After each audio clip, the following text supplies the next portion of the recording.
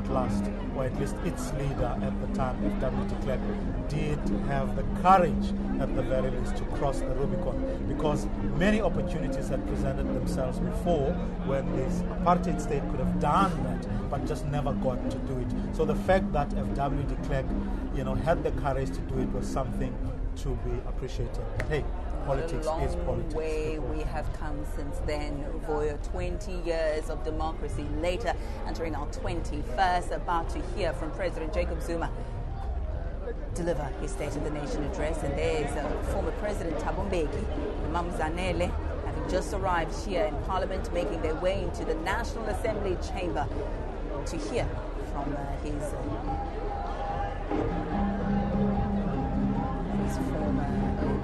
former, but he's a comrade, Jacob Zuma.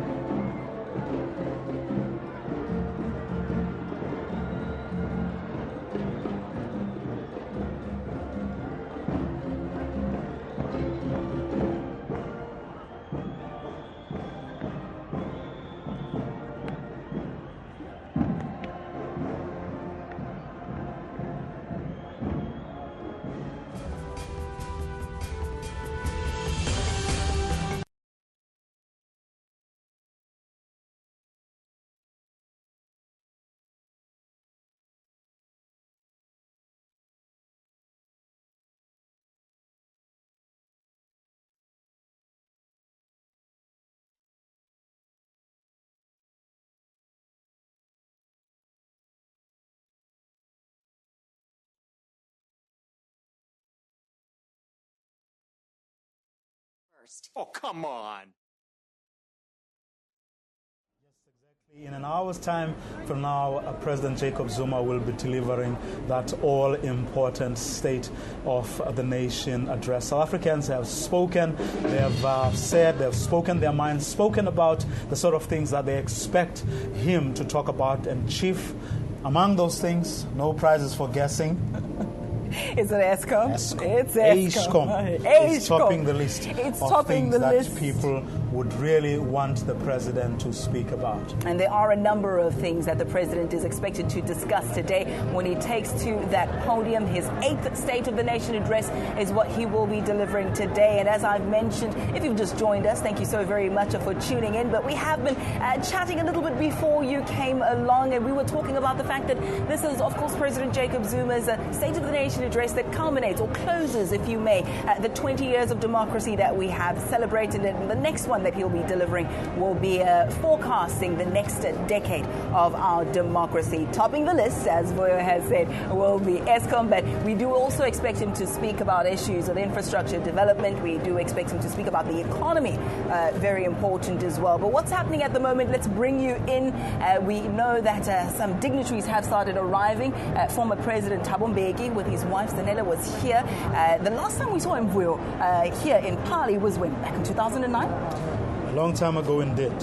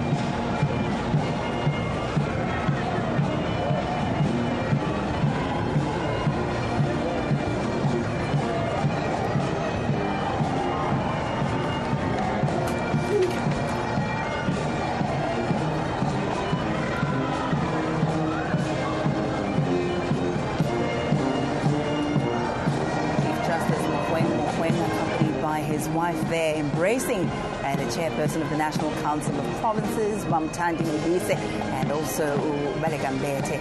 She is, of course, the Speaker of the National Assembly. Also signifying that things are going to proceed quite soon, because those are key people when it comes to this evening's event, the State of the Nation address. The pomp and ceremonies, what we're showing you at the moment.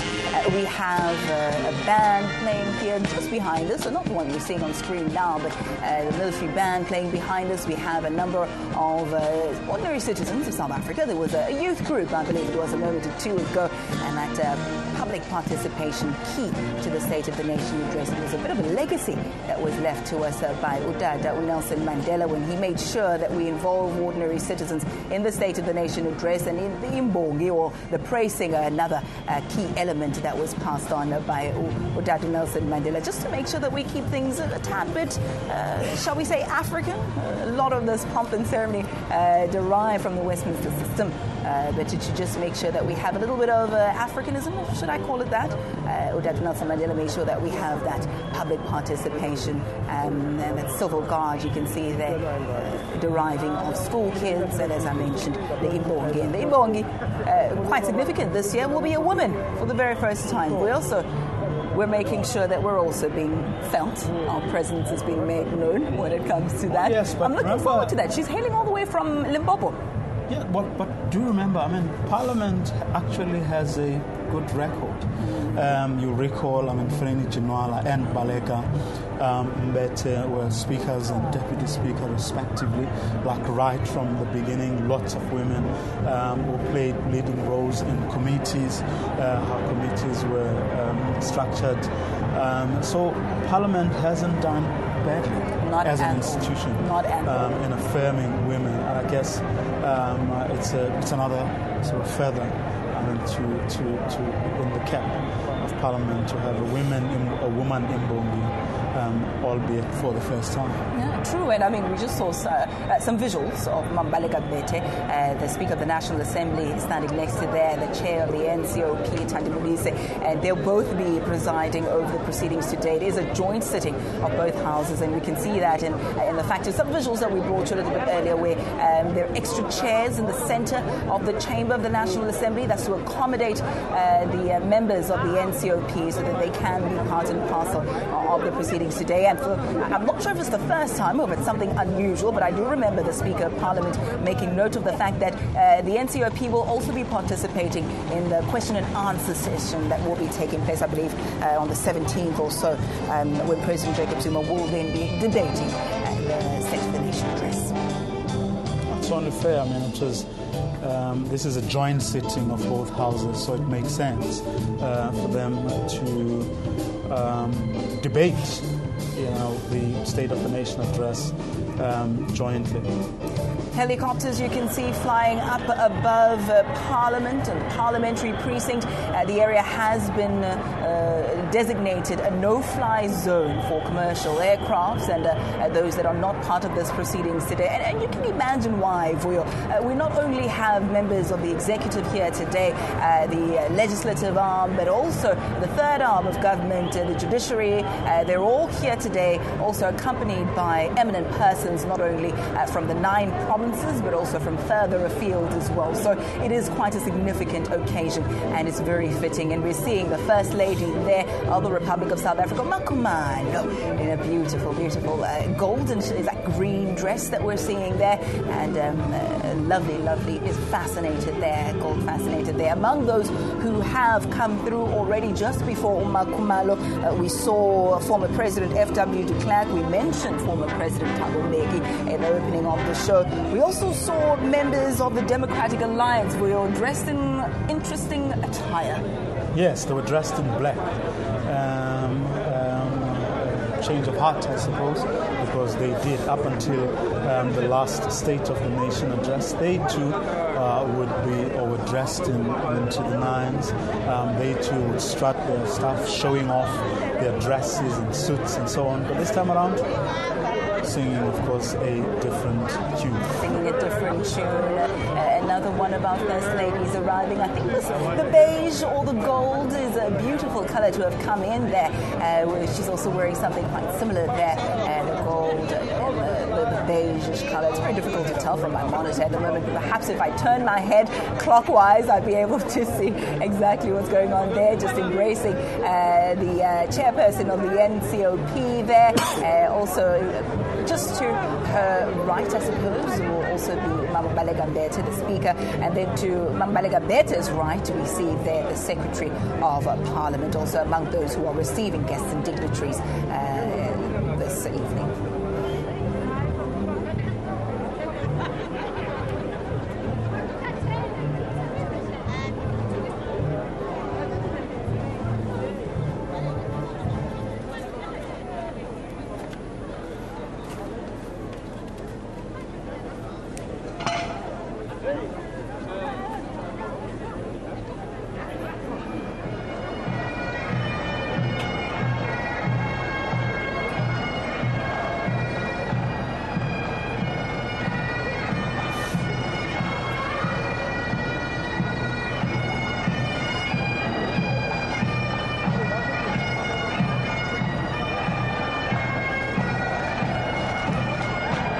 Watching the procession just came to mind. My discussion I had a little bit earlier with President Jacobs, the parliamentary spokesperson, is that things are going to be done a little bit differently this time around to try and cut costs.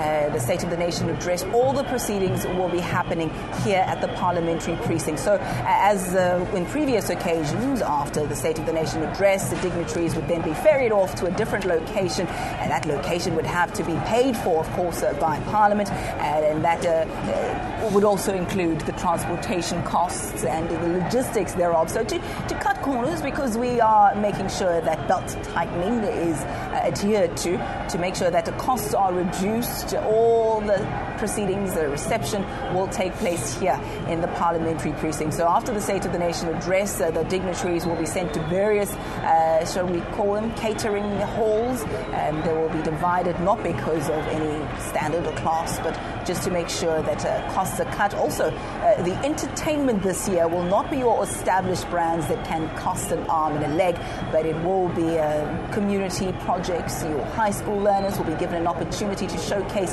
what they can do and the arts and culture that we have in abundance here in South Africa. We also know that alcohol will be at a limited supply to make sure that the Parliament also adheres to what the rest of the country has to adhere to, and that is cutting costs and belt tightening.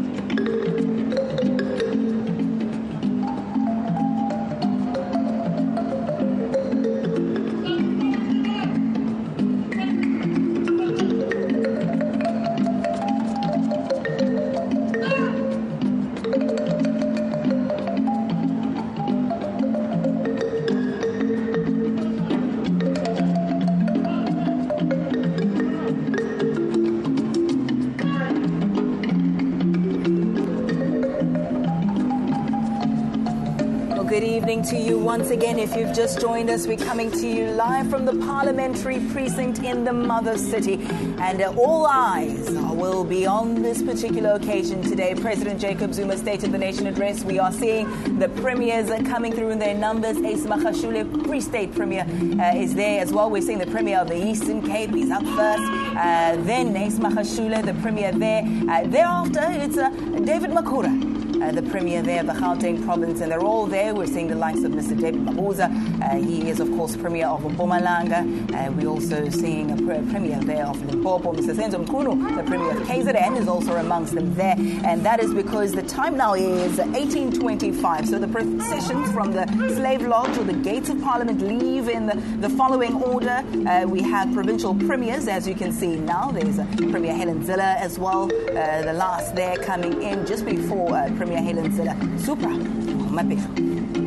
well, after this group of premiers, of course, with speakers, we are going to see members of the judiciary. The person you saw earlier on, Chief Justice Mkhwen will be leading the heads of the provincial courts. They will be with him. All of them will be coming through a little later on. And of course, all eyes on President Jacob Zuma. We're expecting him to be accompanied by one of his wives. The Speaker of Parliament's National Assembly, Balaga Mbete, will join them. The Chairperson of Parliament's National Council of Provinces, the NCOP, Mamutandi Mbisa, will also be there, and the Secretary to Parliament will accompany them as well. That's what we're expecting. People we are seeing now are the speakers of the respective provincial legislatures, right behind their premiers.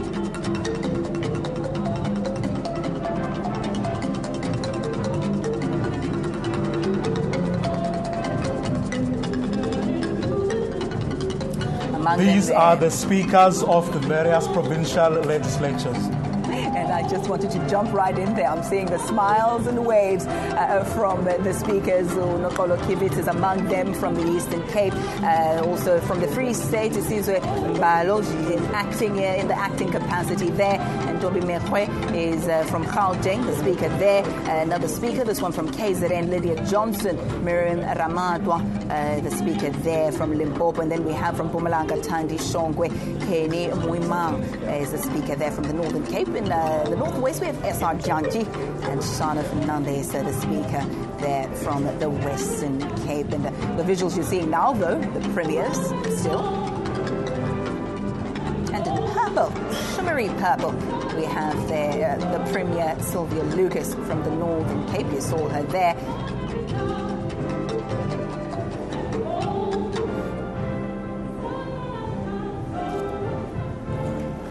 Everything timed to a T, Vuyo. This particular procession is expected to go from 18:25, and it started on time, to 18:45, because at 18:55, the President will then take the national salute on a podium outside the National Assembly building. And at that time, the military band, the Navy band, on this occasion, set up the right of the National Assembly building, plays the national anthem, and there the 21-gun salute and the salute flight by the SA Air Force will take place. You saw Premier Helen Zille there dressed in black, not a smile on her face.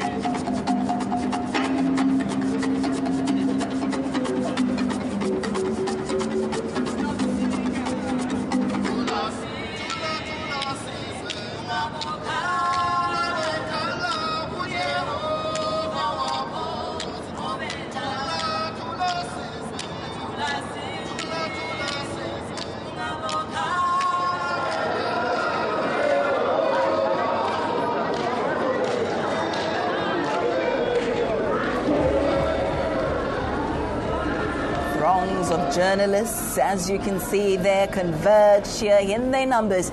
Local media, international media, all wanting to find out what will be happening today. Great anticipation ahead of President Jacob Zuma's 8th State of the Nation address in 2015. We're coming to you live from the parliamentary precinct in the mother city in Cape Town, and you're seeing there the procession. It has officially began. We saw the pomp and ceremony a little bit earlier, so if you were hoping to catch a glimpse of some of the dignitaries arriving here and wanting to see the fashion statements, I'm afraid you're a little bit too late, but stick around and perhaps post the State of the Nation address we'll be able to bring you up to speed with who wore what. But talk about who wore what. He was dressed in his suit a little bit earlier, but now you can see Chief Justice Mogoeng led by his counterparts, or in fact some of his compatriots in the judiciary, officially about to start the proceedings today. Well, of course, it's the Chief Justice Mogoeng who is greeting people there, and behind him is the Deputy Chief Justice. And behind him are, of course, the judge presidents of the various courts throughout our country. Members of the judiciary joining the executive as well as the legislature. One of those rare occasions in the country each year when the three arms of the state get to meet, exchange pleasantries, I suppose, catch up on some of the things that may be outstanding. A bit of a reunion, if you will. We saw some familiar faces that we hadn't seen in quite a while. Accompanying Minister Mapisa Nqakula was her husband, Charles Nqakula. You rightly alluded to a little bit earlier, Vuyo, that he's now an ambassador. So it was good to see him on home soil for a change. There are a number of politicians that we haven't seen in a while we're seeing today.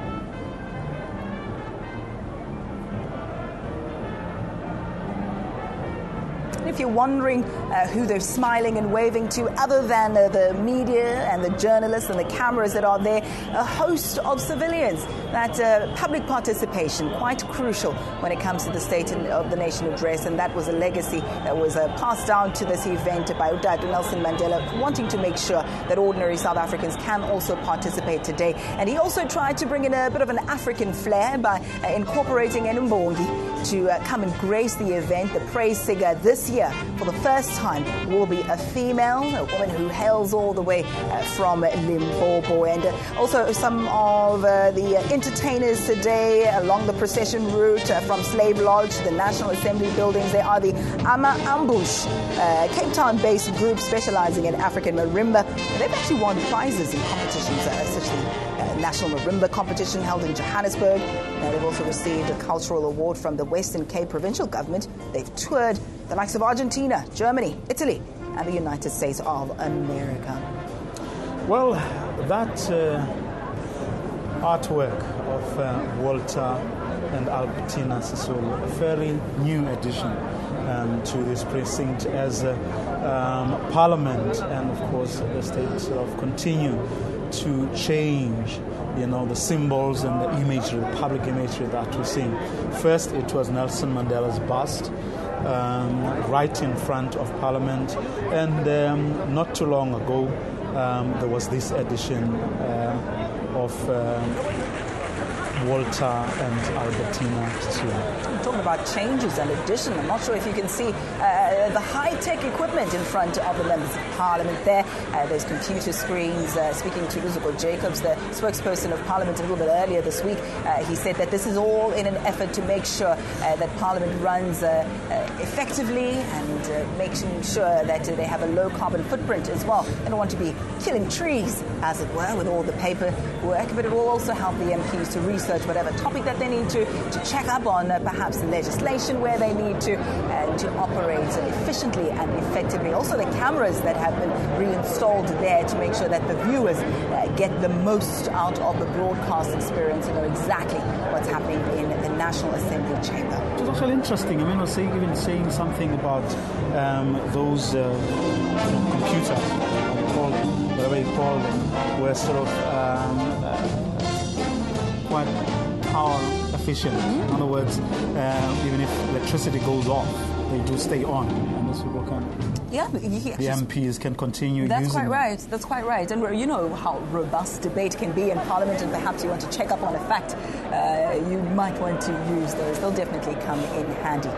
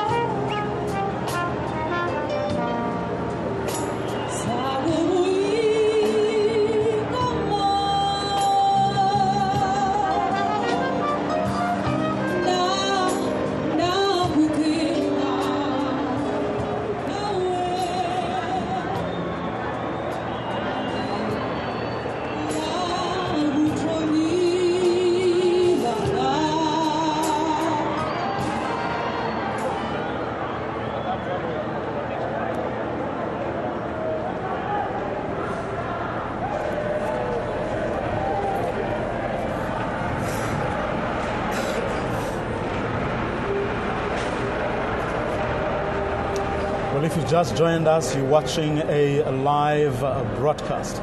We are in Parliament for the State of the Nation address to be delivered by President Jacob Zuma in about 15 minutes or so. My name is Vuyo Mvoko. I'm Ayanda Ali Payne. Thank you so much for joining us. And as we wait in eager expectation for 7 o'clock to hear President Jacob Zuma deliver his 8th State of the Nation address, you can see there some of the officials that are standing by, keeping a close watch on proceedings, a helicopter hovering over the parliamentary precinct. It has been declared a no-fly zone for commercial aircraft and the like. And as officials keep a close watch on proceedings, everything is going according to the clock, because at 18:25 to 18:45 was the procession from Slave Lodge or the gates of Parliament with the provincial premiers and the speakers of provincial legislatures. We have seen them come in. They are now inside the chamber of the National Assembly. Those are the visuals that you're seeing right now. We're seeing members of the economic freedom fighters. They're standing up. They're chanting. I'm trying to hear exactly what it is that they're saying.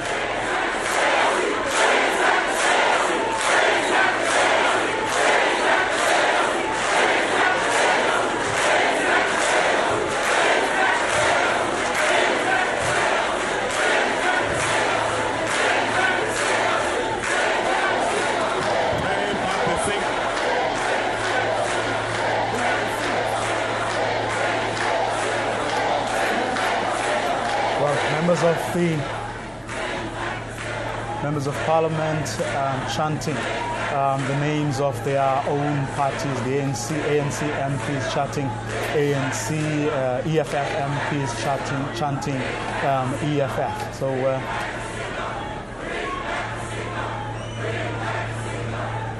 breathing a bit of life into what's happening inside that chamber. I think they've been too quiet. Yeah, you know what? I think that's the disadvantage of sitting where we're sitting at the moment, because I'm hearing something completely different. But whatever it is, all members seem to have been chanting. We saw premiers as well. They seem to be smiling, so it doesn't seem to be commotion in there, just perhaps some jovial festivities. I'm seeing a wave in that vehicle over there. Could it be the person that we're waiting for? We have to wait and see when the vehicle stops. But yes, a lot of these vehicles we've seen throughout the course of today as the dignitary started arriving, this particular motorcade making its way through the junior guard and the civilian guard as well. Public participation quite crucial in the State of the Nation address. Even President Jacob Zuma, speaking to our colleague Zwandile Mbeji a little bit earlier, said South Africans can expect a message that will take the country forward. Well, I think judging by the bodyguards, we are expecting Deputy President Cyril Ramaphosa to arrive now. I think that is his motorcade, certainly judging by security guards. After him, it should be President Jacob Zuma. We're getting closer and closer to the State of the Nation Address 2015. That's quite right. President Jacob Zuma's 8th State of the Nation address, and he's scheduled, according to the clock here, to be arriving at 18:55, 5 to 7, where he takes the national salute on a podium outside the National Assembly building, and then that time the military band and the Navy band on this occasion set up to the right of the National Assembly. They'll be playing the national anthem. Thereafter, 21-gun salute. And you should have placed your money on that bet, because you're quite right. Deputy President Cyril Ramaphosa. Well, accompanied, of course, by his wife, Dr. Mtsipe, being ushered through by the Deputy Speaker, Mr. Lechisa Tsenori.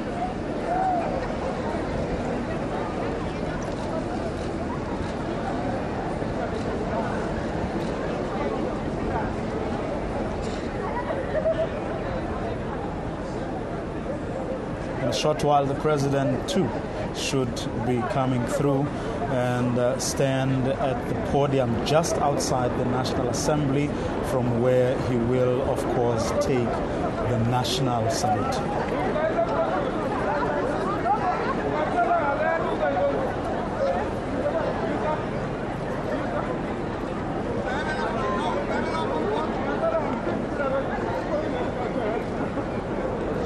Just talking about that national salute. It's a tradition of firing the cannon. It originated somewhere in the 14th century or so when cannon and firearms came into use. Originally, the warships fired 7-gun salutes. 7, we assume, probably, chosen because of the number, the astronomical and biblical significance as well. So in 1982, the 21-gun salute became the international norm for the highest honor that any nation can render. And it is fired in honor of the head of state, the national flag, a visit from the head of state of a foreign nation as well, a member of the reigning royal family as well as a former head of state as well. And speaking of former heads of state, we saw the likes of Thabo Mbeki, Mama Zanele also making a presence here for the first time, I think, since about 2009, State of the Nation address, if I'm not mistaken, around then. But we saw him and another former president, F.W. de Klerk, who's fresh from having a street named after him, also making a presence here today. It's amazing, though, how I'm just thinking of the gun salute and what you say, sort of it dating back to this practice being centuries old. These are deeply Western, colonial even, sort of traditions and how they've entrenched themselves. You're quite right, and that's why Madiba chose to bring a bit of an African feel by bringing in Umbongi, the praise singer, to sing the praises there and to bring in a bit of an African flair, and also that public participation to try and make it a little bit unique to not only Africa but South Africa.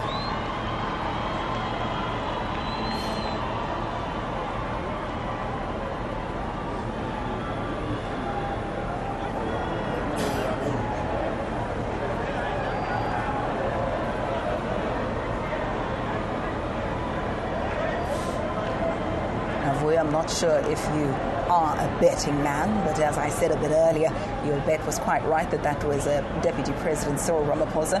How many people still have to come through? Do you want to put your money on the fact that we can safely say that that's President Jacob Zuma coming through? Are you going to give me 3? I'll choose one. Yeah? You choose one. Okay. Jacob What is Zuma? A? B? Jacob Zuma? And C? President Jacob Zuma. All of the above. Certainly.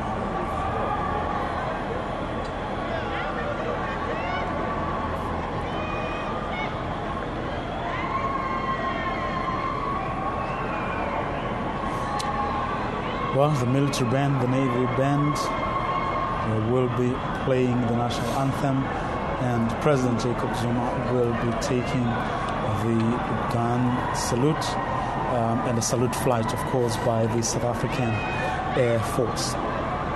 Whereafter, the President will walk right into the National Assembly chamber and deliver that all-important State of the Nation address for the year 2015. Mbeja was privy to President Jacob Zuma's preparation of that State of the Nation address. A little bit earlier today, we played you some visuals of President Zuma deep in thought, pondering over his speech and going through it. And so we were asking him what we can expect. The President said we can expect a message that will take South Africa forward. Yeah, there he is, the man of the moment.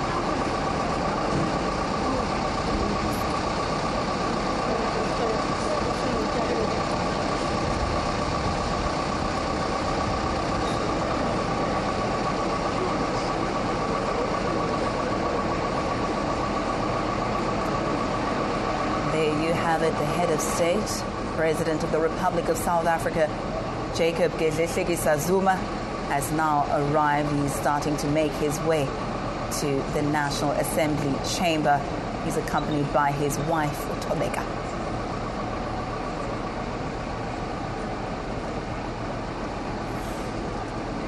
Exchanging some pleasantries there. It wouldn't be President Jacob Zuma if he did otherwise.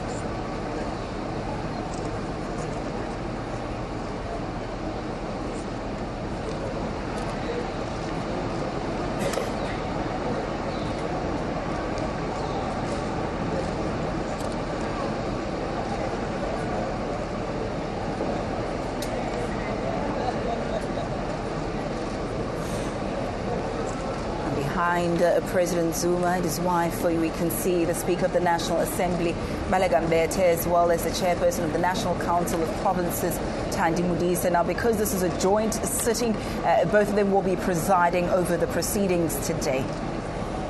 Well, just in case you know any one of them, the eminent persons are from, there's one person from each of the provinces nominated by their provincial legislatures. From the Eastern Cape, we have Mr. Gilbert Tozamile Machayana. From the Free State, we have Mateus and Matthews Tegiso. Gauteng has Stephen Vusimbata. KwaZulu-Natal has Naneba Alicia Ntsevu. Limpopo has Noza Phineas Matsebula. Mpumalanga has Nomakawe Pungane Mtsweni. Northwest has Manko Maubele Lekhwale.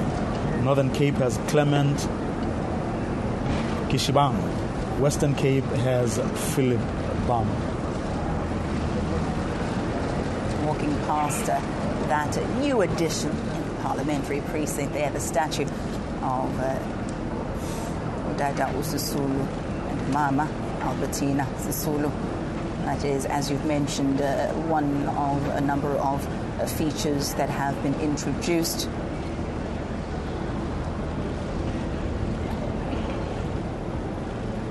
Smiling and waving, President Jacob Zuma.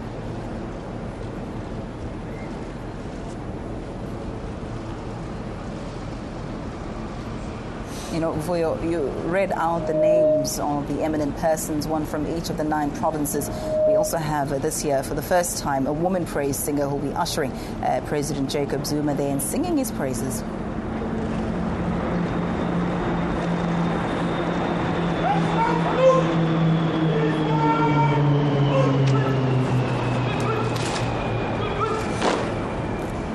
Have it the salute flight by the SA Air Force.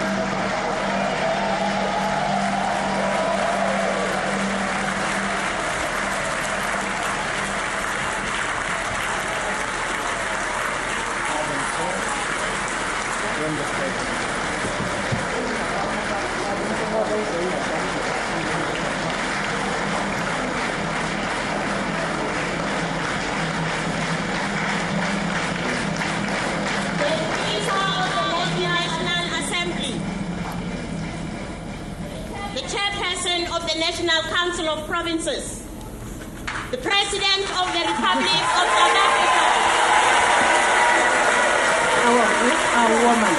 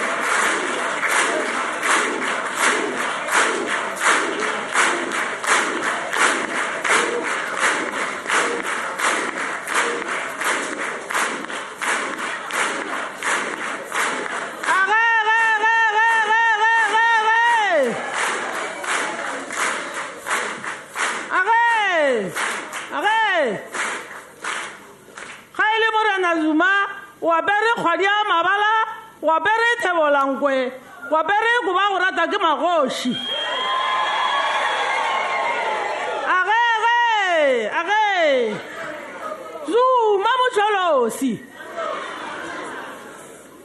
Uwabuli bana busona, uwabuli babushuru abu kamele, babanchi babu kameje bawela. Lila nkhono basaile ka dikotsana tja bona. Nqabalala mucholosi, nqabalala. Morena Zuma wangantla, uwazulu Natala uwa kwa bukhoshi shaka mayimbele. Uwankantla Morena Zuma ke motho a boago mabadi ba maswana ke motho a bonkgoba go be kolaodi a matlakala o re ko je mabuka ka sha ditsenya tja mana tla ba kgomo di bapola mothutsi bogong. Morena Zuma o reta ke mang o reta ke nna kgato a morula ke mmago letlape ke ngwana kgoši wa matumula lekgaba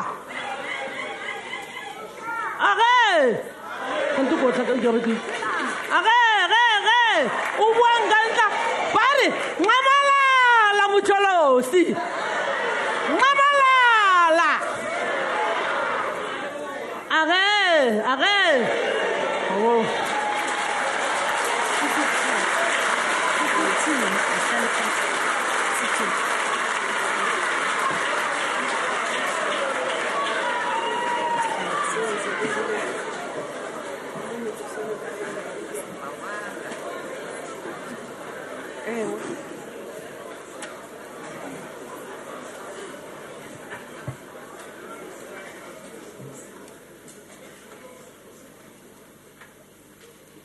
There will now be an opportunity for silent prayer or meditation.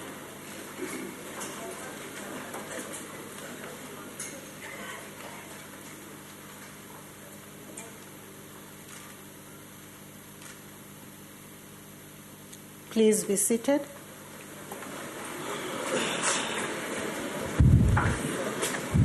Madam Speaker,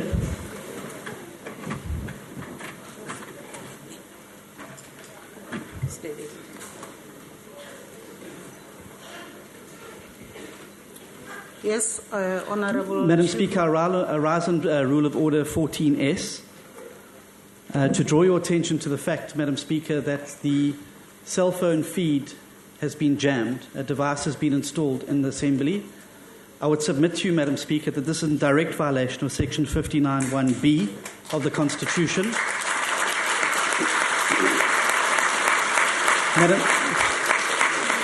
Madam Speaker, it's also in violation of 16(1)(b) of the Constitution and the Bill of Rights, freedom to receive or impart information or ideas. Madam Speaker, the Democratic Alliance would like to request you to instruct whoever is responsible for this, because it was never discussed in Chief Whip's forum anyway, to please turn off that device and allow us to impart our ideas and our viewpoints as the Constitution, which was hard fought for, provides for. I request your ruling.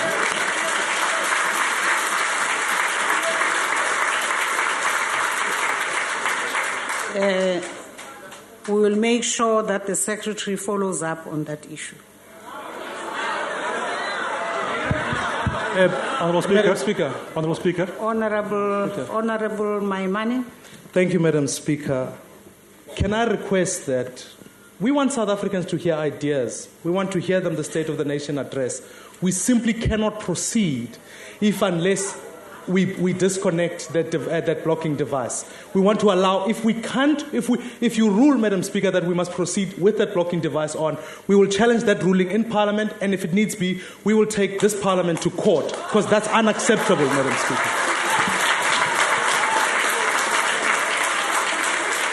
Honorable Maimane, as I said, we will have the Secretary to Parliament look into that matter. He will look into the matter. Honourable Speaker. Honourable Mulder. Honourable Speaker, it's a pity that we have to start the proceedings in this way. Honourable Speaker, I would like to refer you to Rule 14.1 of the Joint Rules of Parliament. This is a joint sitting of Parliament, and this should be open to the public. And in terms of Rule 14.1, the Joint Rules of Parliament says, joint sittings are open to the public, including the media. The media cannot do its work as long as the signal to do what they need to do is blocked. This has not happened in 20 years in Parliament. We were informed, Honourable Speaker, by some senior members of the ruling party that they are not aware of this, that the officials of Parliament are not aware of this. I'm under the impression maybe that the executive may have something to do with this. This is the highest legislative body in this country. In terms of the Constitution, ma'am, we cannot proceed unless we are an open society, and in terms of the media as well. Honourable Mulder,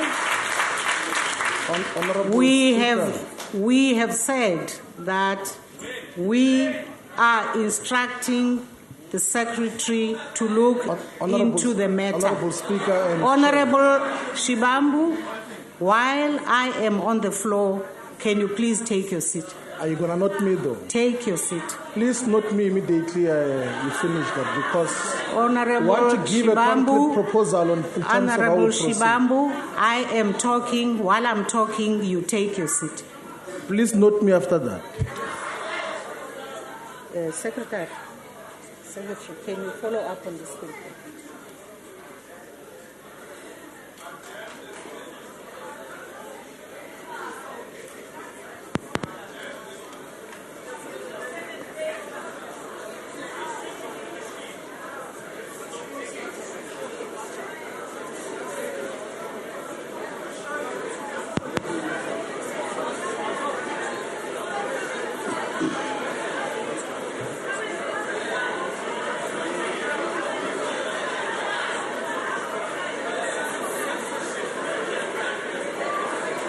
Honourable Speaker,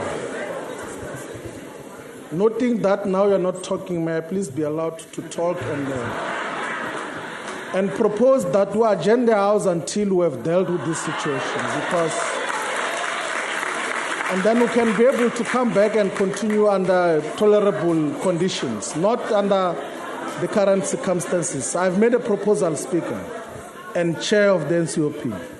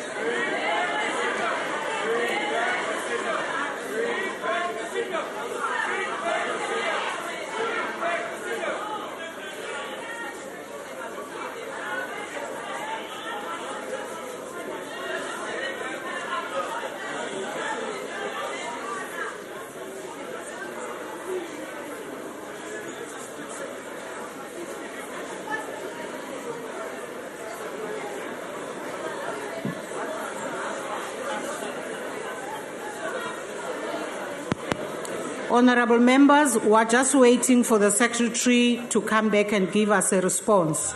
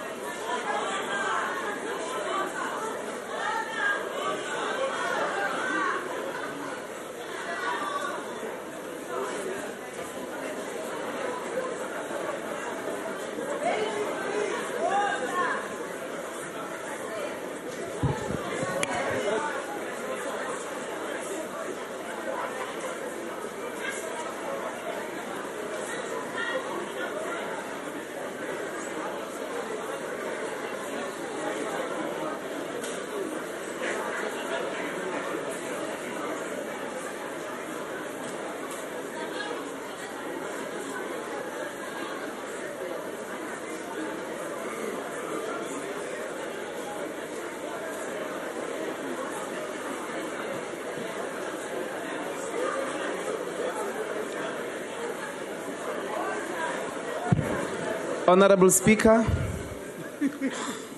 the upper ma'am. Honorable Speaker, we've been waiting for the head of state for a very long time, over an hour, and there seems to be a problem with the water service. I'm terribly thirsty, and I think a lot of people are. Can we get the water service running? And we're waiting for the signal. We don't have water. There's a service delivery crisis here in Parliament.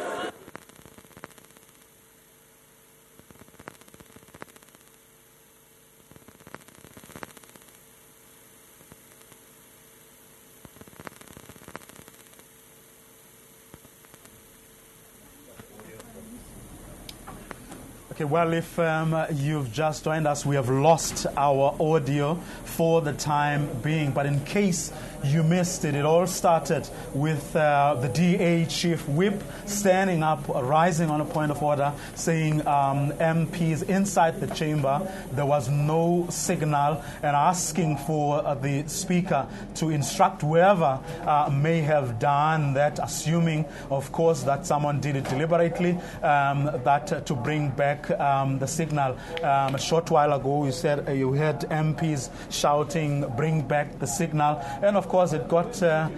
You also saw. You will have seen also the leader of the Democratic Alliance in Parliament, Musi Maimane, also adding his voice to that of his Chief Whip. Subsequently, we heard the voice. We didn't see him. The voice of the EFF's Chief Whip. Also speaking, trying to speak, but of course he couldn't speak. Floyd Shivambu, the Deputy President of the EFF, was also the Chief Whip of the party. He too tried to add his voice, but he didn't quite get to say anything. Thereafter, the person you will have heard a short while ago was the EFF's national spokesperson, Mbuyiseni Ndlozi. So things at a standstill at the moment. Nothing is happening. Nothing at all. Well, quite an interesting turn of events, Vuyo. You have quite rightly put it, at least exactly what is happening, what we're waiting now.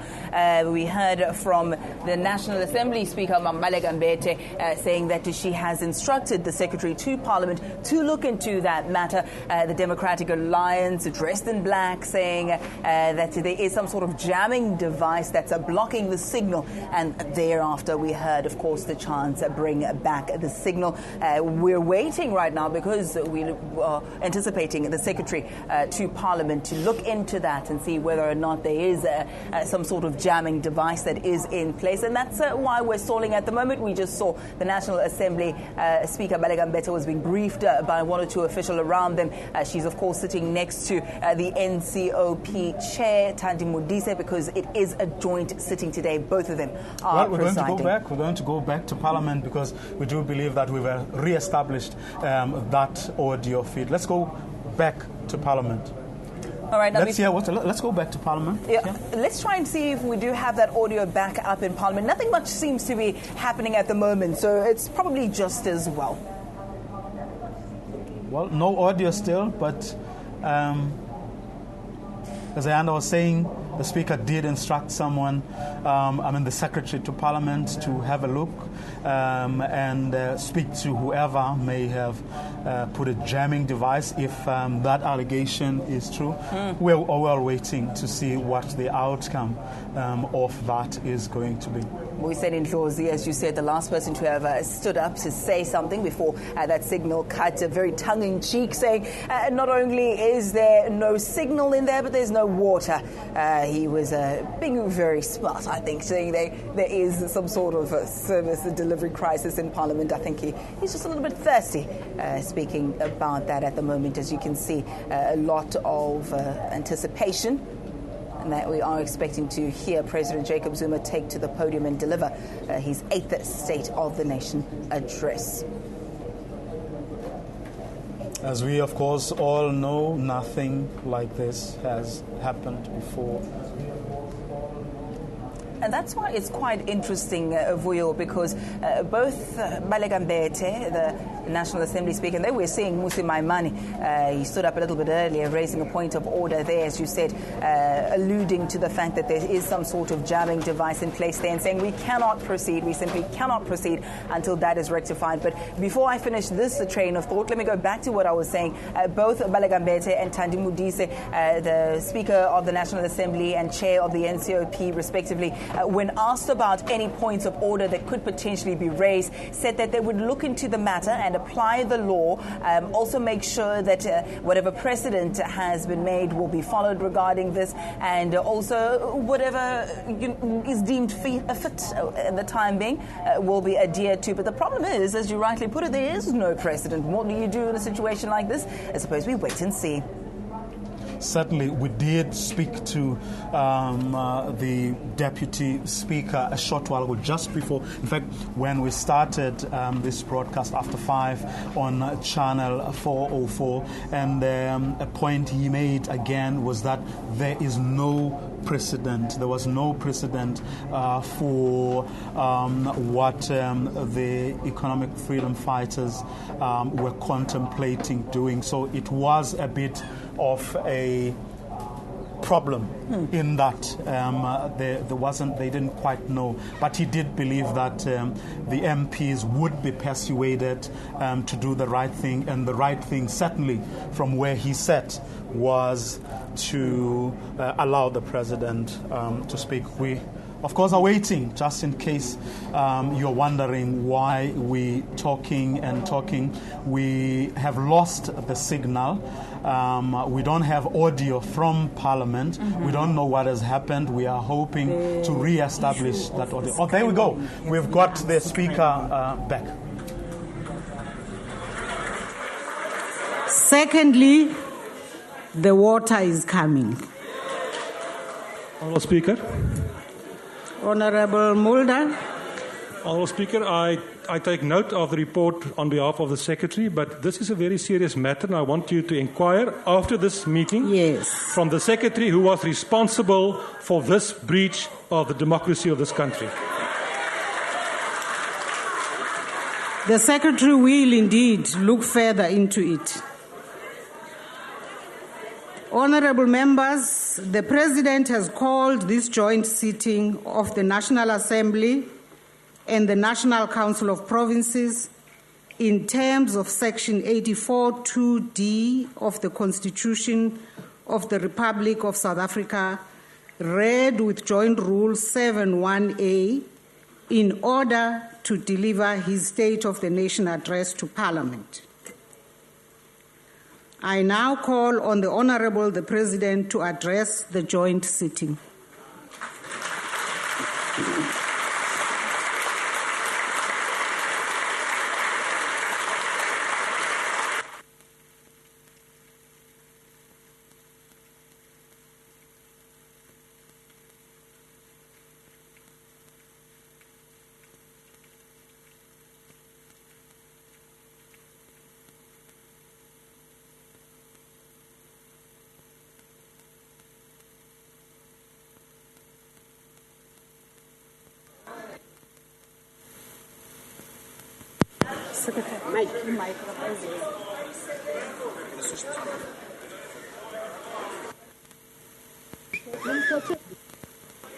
This one.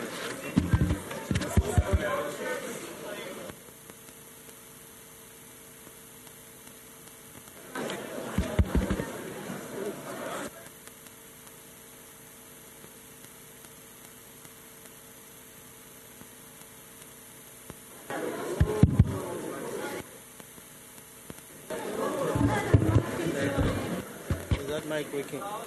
Yes, sir. It's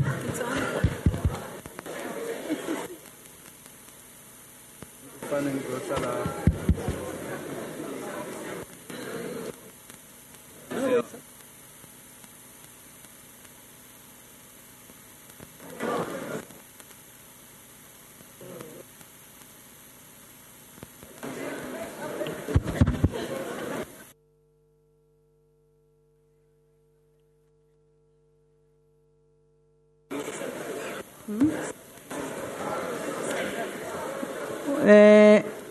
Honorable the President, we would like to apologize to you.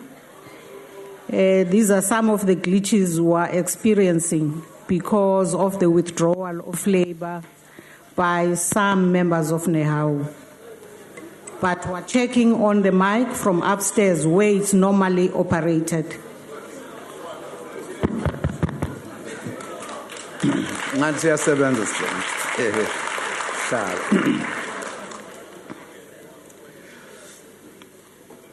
Thank you very much, Madam Speaker. The Speaker of the National Assembly,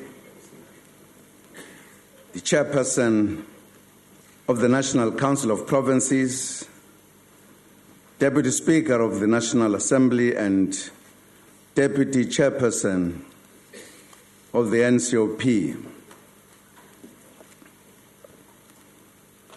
Deputy President Cyril Ramaphosa, former President Thabo Mbeki, former President F.W. de Klerk,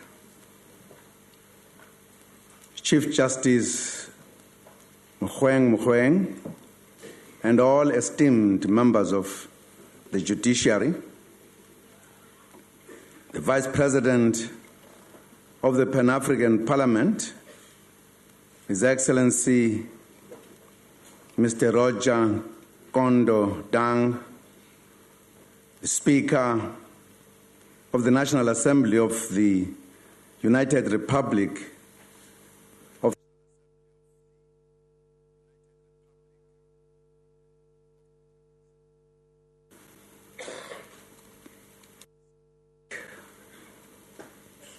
Parliamentary Forum, the Honorable N.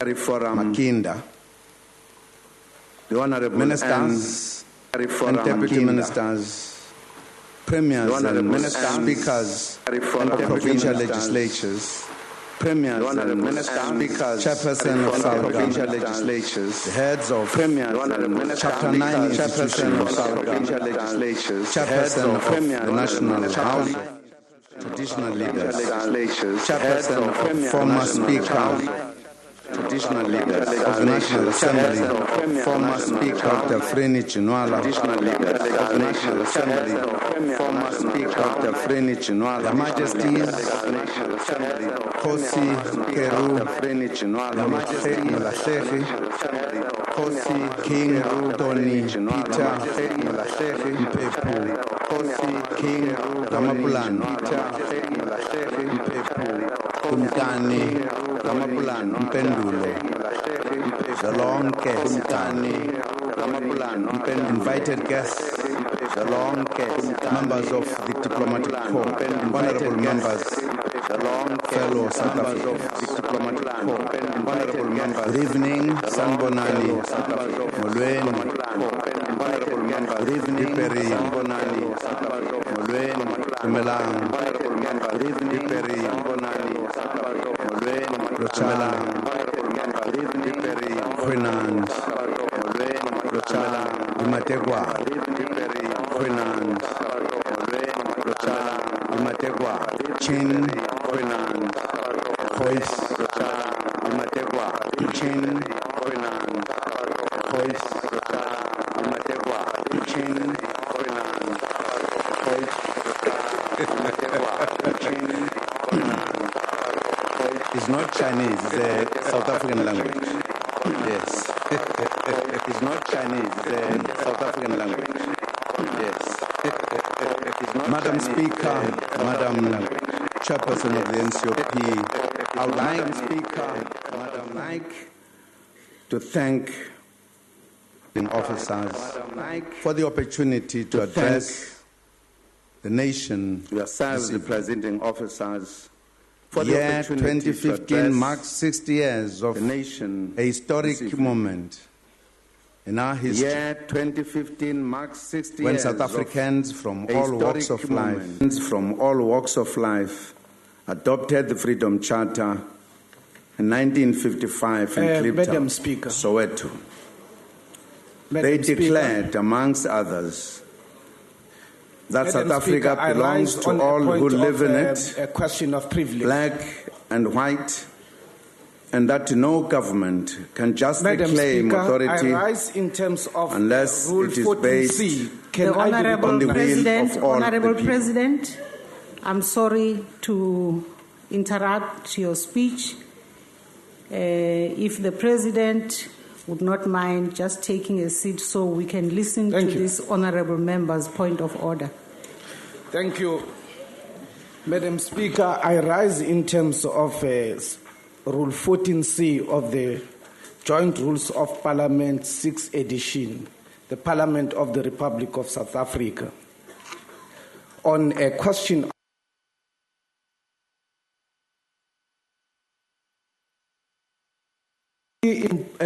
asked the President as to when he is going to pay the money in terms of what the public protector has said. That's the question of privilege. Would like to.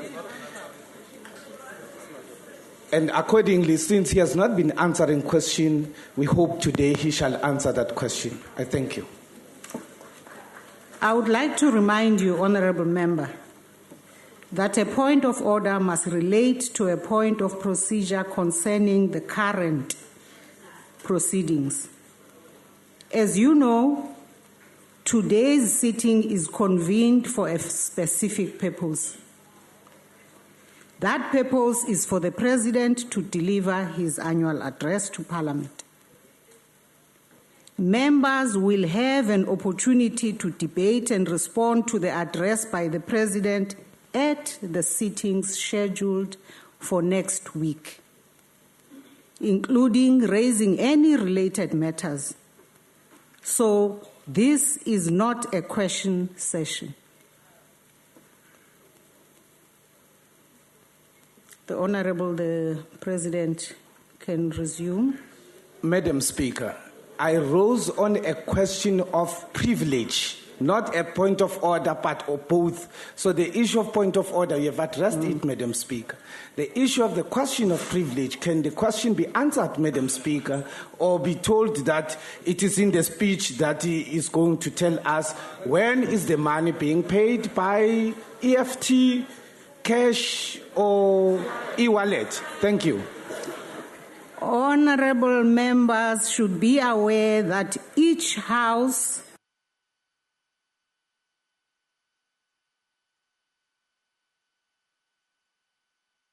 cannot be turned to a question. The President will be answering questions in the National Assembly on the 11th of March, as we've all been informed, and in the National Council of Provinces, questions to the President are provisionally scheduled for the 18th of March. Before then, members can always ask questions for written reply. That opportunity is available to members on a weekly basis. Members should use those platforms for questions. This is in addition to the interaction that will happen next week on the President's address. It is important that this sitting focuses on the business of the day, and that is for the President to deliver on the state of the nation.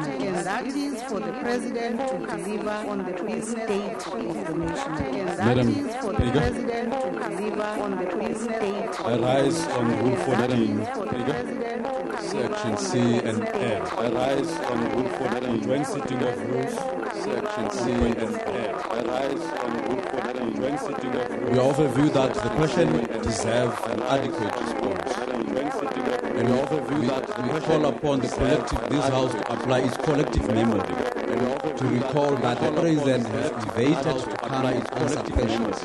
Not once, not twice, but more than 3 occasions. We are entitled to get answers to questions put before the President. And we insist that these questions, as we raise them, should be answered. And we insist that these questions... Honourable members, I'm being patient with you by actually listening to your points in spite of the fact that I've explained that this is not the occasion for questions in spite or of points, the fact that whether I've of order that or this of privilege. is not the This is occasion a specifically for questions called or points, sitting for whether the of President order to or of deliver privilege. his This State is a of the Nation specifically address. called sitting I for again the President to deliver insist his and State appeal of the to Nation members address. to allow this House I again to proceed with the business of the day. Honorable Speaker, I am rising in terms of Rule 14C of the Joint Rules of Parliament on a question of privilege. Honorable Speaker, it is the privilege of this House and the privilege of the nation at large to be provided with adequate answers on the issues that have been raised previously. Thank you, Honourable Speaker.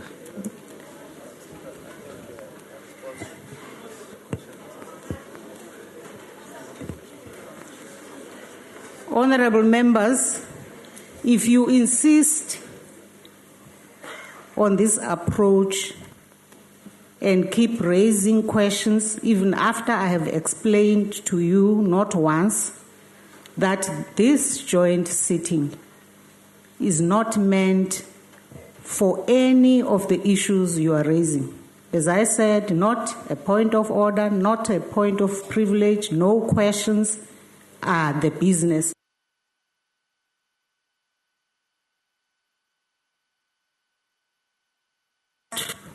by the President to deliver this.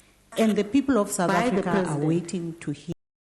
Deliver and the this State House of the Nation address has to proceed with the business of the State of the Nation address being delivered today with the business without hindrance of the State of the Nation by address any of the kind of conduct that is being displayed in this House this afternoon. By any of the kind of without the hindrance House this afternoon. By any Honorable of Speaker. the kind of without the hindrance House this afternoon. Honorable By Malema, Honorable Speaker. I don't think you are going to raise anything that is not covered by what I have said. You are making a mistake because you are reading my mind. That is Honorable not covered Malema, by Allow what me I to have speak. said. You are making Honorable a mistake Malema. because you are reading my mind. Please, Speaker, can I speak? Speak. Because On you are what? making a mistake. On the same points that the members are raising. You are not doing me. You are not doing me any favor, and none of these people who are holding are doing me any favor. It is within my right to speak as a member of this House and remind you that it is incorrect of you to want to suggest that when the President speaks, you suspend the rules. The rules are not suspended, and the rules must apply even when the President speaks. And you have not answered the question of Dr. Vauda. Stop treating people as a group, treat them as individual members of this House and respond to them as individual members. The individual member that spoke, you explain he sat down. The other one spoke, you explain he sat down. When Vauda's turn comes, you say, I've responded to you, and you are insisting, and he was speaking for the first time. Stop treating people as a group. We're speaking as individual members. We want the President to answer a simple question. When is he paying the money as directed by the public protector? That's all we're asking. Honorable Malema, you are not raising anything new. And what you are saying is still the same thing I've responded to, I've explained, and I've patiently been asking you, honorable members, to allow this House to proceed with the business of the day. And the business of the day is that the President will deliver the State of the Nation address.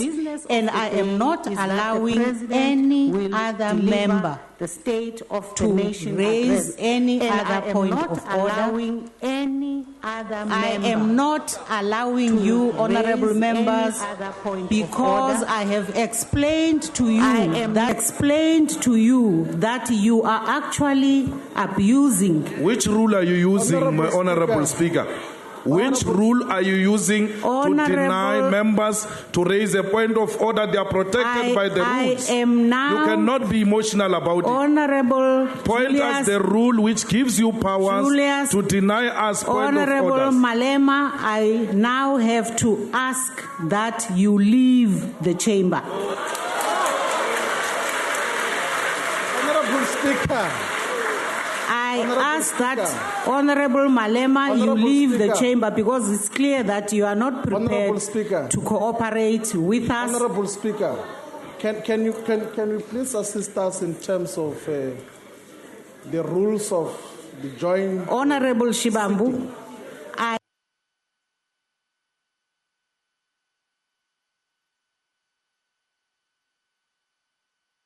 On a point of order. I'm still asking on a point of order. Honorable members, asking a question. Honorable members of the EFF, I have ruled on the matter and I am now asking you to leave the chamber. On a point of order, Honorable Chairperson. On a point of order. On a point of order. You have come here to disrupt. Honorable Chairperson, I'm speaking. I'm asking you to recognize me in terms of a point of order. You told the country you will disrupt. No, we never Now, said that. We never said that. We said we are coming here to behave within the rules. Honorable We're not disrupting. Allow us to raise Honorable questions. Malema, I'm rising on a point of order. I'm not going to leave, Chair. I'm rising on a if you point are of not order. leaving the chamber, I'm not working for you. I have I'm to not ask here on your invitation. that I'm you elected are to be here. assisted to leave No, the chamber. I'm not going to leave. I'm elected to be here. You will leave the chamber because the chamber is for the business of today. Exactly, we are doing the business of today. On a point of order, Chair. I will ask now on a point of the order. Sergeant at Arms to assist On a point of order, Malema to on a leave point the of chamber. order. Honorable Speaker. On a point of order, Chair. Honorable Speaker. On a point of order. Honorable Speaker. On a point of order. Honorable Speaker, we don't care. On a point of order, Chairperson. It's a reputation of I'm rising on a point of order, Chair. Honorable Speaker, I now ask that the Sergeant at Arms, Honorable Usher of the Black Road, On a point of order, Chair. the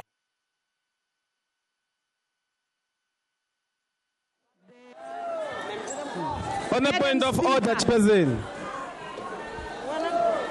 On a point of order, Chairperson. My name is Honorable Mbuyiseni Ndlozi. I'm rising on a point of order. My name is. I'm a member in good standing of this honorable joint sitting. I'm rising on a point of order. Please recognize me.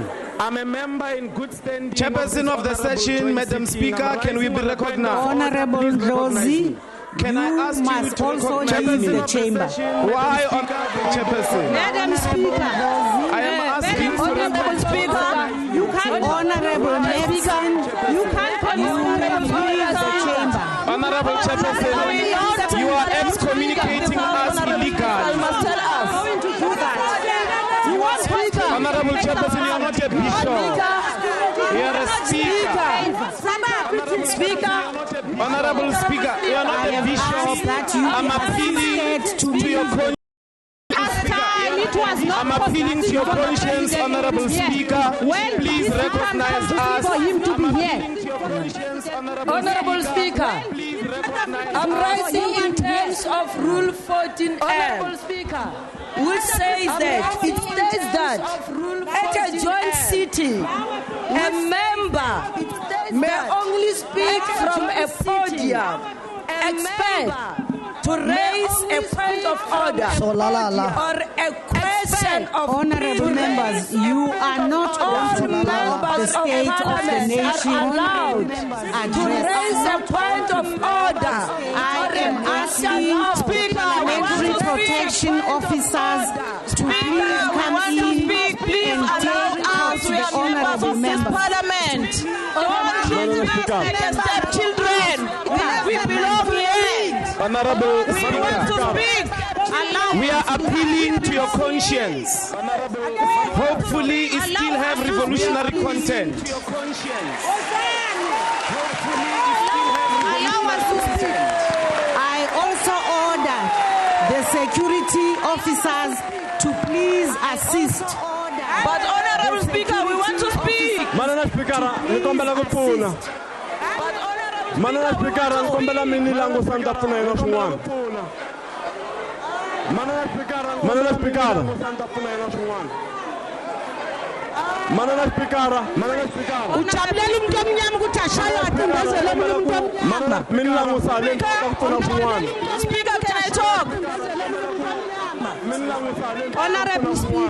Speaker, I am the member of this house. Order. Will all honorable members take their seats? Will all honorable members take their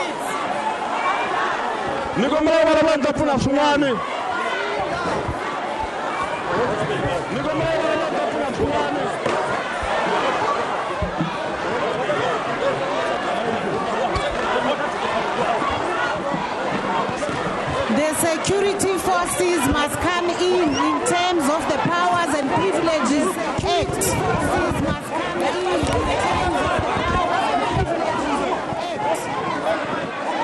Members of the NCOP, take your seats. Take your seats. Members of the NCOP, take your seats. Take your seats. Members of the NCOP, Honorable Jamini. Honorable Jamini. Take your seat. Honorable Jamini. Take your seat.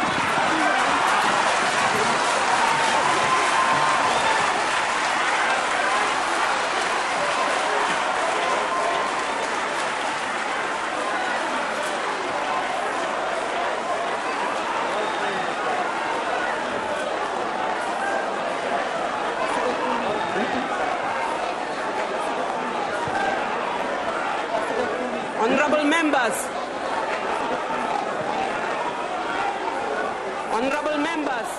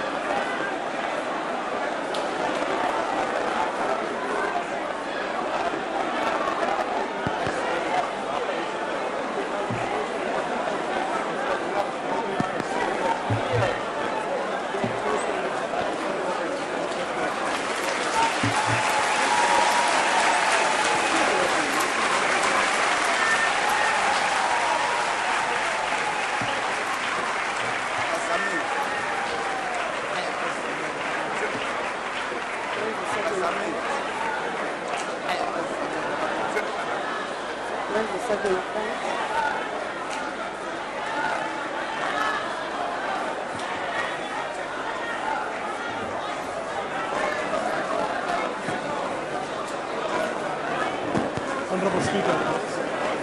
Order. Honorable Speaker. Will members please take their seats?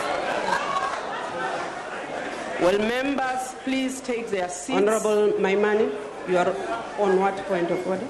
I'm rising on Rule 14. Honorable Maimani, Madam Speaker, on what point of order? which states that in the event of a grave disorder of the sitting, I want to understand in the event of a grave disorder of the sitting. I want to understand whether the members were sent in here to remove the members of the EFF, whether in fact I want to understand whether the members of the South were African sent in Police here Service.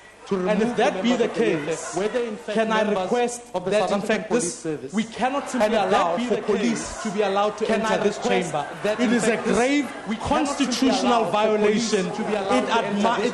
We want to be here to get the State of the Nation address, but we cannot violate this constitution of the people of this country by allowing the police in this chamber. We can't accept that. I'd like clarity on that matter, Madam Speaker. By allowing the police in this chamber. We can't accept that. I'd like clarity on that matter, Madam Speaker. Honorable Maimani, we have heard your point. Honorable Maimani, raised under. We have heard your point. of privilege raised under we have joint indeed rules 14. repeatedly called members during a joint sitting. We have Indeed, repeatedly called members the call during a joint sitting to take their seat, to heed to withdraw. the call. We sent to the take their usher seat, of the Black Rod. to withdraw. We sent the sergeant. We at arms. sent the usher They were all of the defied. Black Rod. We We sent the then sergeant moved at arms. on They were all defied. in terms of power. We split then presently. moved on immunities in terms of power to call privileges on and for the immunities security services of Parliament to call on to come in. for the We security are also services of Parliament to come in. Empowered by the same act We are also to ensure that we empowered can escalate by the same act to ensure that we can ask for escalate, security, whichever security to act, ask for security, whichever security to act to in act support of POP. I think, honourable members, to we should act allow in this support House of POP. to do its business. I think, honourable members, I we think should allow that we this have House called the to joint do its sitting business. of Parliament.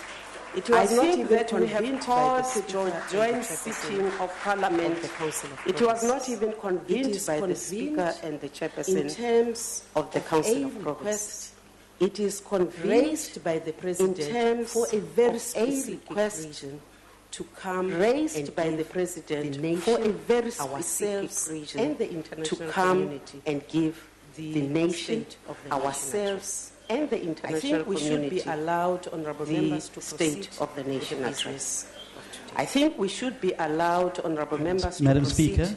with the business of today. Madam House Chair. Madam Speaker.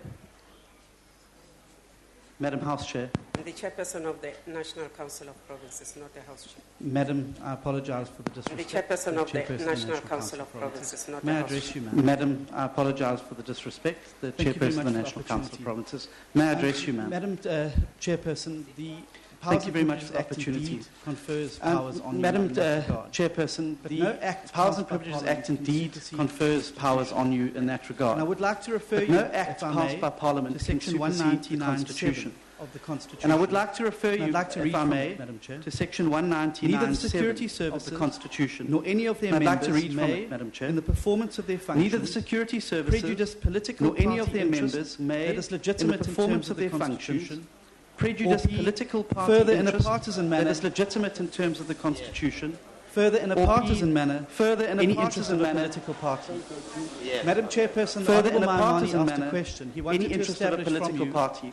which of those Madam members Chairperson, were the Honourable SABC Maimani members. asked a question. What He wanted concerns to me more, establish Madam from you House Chair, with respect, which of those members is were that there were SABC members with members. firearms. What that concerns me entered the more, Madam sacrosanct House Chair, Chamber with of Parliament. respect, is that there were While members it with wasn't firearms that entered I the submit to you, sacrosanct Madam Chairperson, Chamber that of this is Parliament. not a state of affairs. While it wasn't You session. don't meet I bad submit to behaviour you, Madam with bad Chairperson, behaviour. that this is not a Now, I state of submit to you affairs. that section that you've We don't invoked meet is bad behaviour unconstitutional. with bad behaviour. Now, I submit to you that the section that you've invoked and is incorrect, and I would ask you unconstitutional. to make a ruling on it. Is unconstitutional and incorrect, and I would ask you to make a ruling on that. The Honourable Pando. The Honourable Pando. Chairperson, as the Speaker indicated at the beginning of this sitting, as the Speaker indicated is called by the President at the beginning of this sitting, in terms of this sitting is called by the President, the disruption in terms of the Constitution was a direct violation of the Constitution. The disruption we saw, thus we should not, was a direct violation of the Constitution. We should not, therefore, thus we should be selected as to when it's constitutional. We should not, and when it's not, be selected. The disruption as to when it's President delivering the State of the Nation address, the disruption in a sitting of the President delivering in terms of the Nation address is in itself a violation. Called in terms of the Constitution, a violation of is the in rules itself with respect to joint sittings of the House as called by the President in terms of the Constitution, I thought you knew the rules very well. I suggest you read Rule 7 of the joint rules. Thank you, Speaker. You read Rule 7 of the joint rules. Thank you, The Honourable Shenge. The Honourable Shenge. Madam Chairperson Honourable Buteles. of the National House of Provinces, Madam I think what Chairperson we've seen today of the National House of is Provinces. disgusting. I think what we have seen I think our today country is really being torn to pieces. It's disgusting. And I think that the struggle for I think our liberation country is didn't really take being place torn for to people pieces. to play the fool like this. And in I our think country. that the struggle for liberation. I think didn't that take place for people what is to happening play the is fool not like this really in our country. what we as majority. I think that the majority of our what is people happening in this is not House really want to see what in this we House. as majority. And if there's any opportunity, of our people who are in if this the House want to Constitution see in allows this us House. to vote, And why if can't we there's put this any country to opportunity. vote? We can't have a few people allows us to indulging vote. Why these can't we theatrics, put this country to tearing vote? our country apart. We can't have a few people and using all kinds of indulging poppycock, these tearing our country apart, and using all kinds what of I regard as poppycock utter to nonsense. support, what I regard as utter nonsense.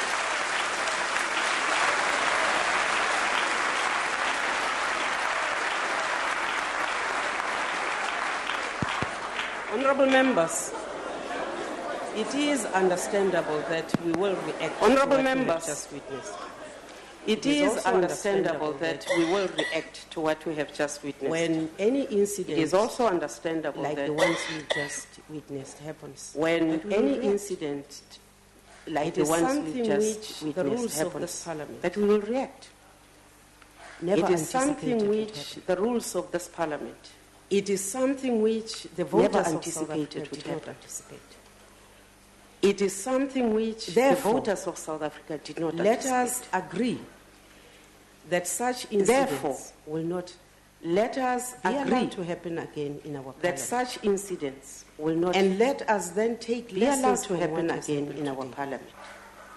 And let us then take lessons from what has happened today.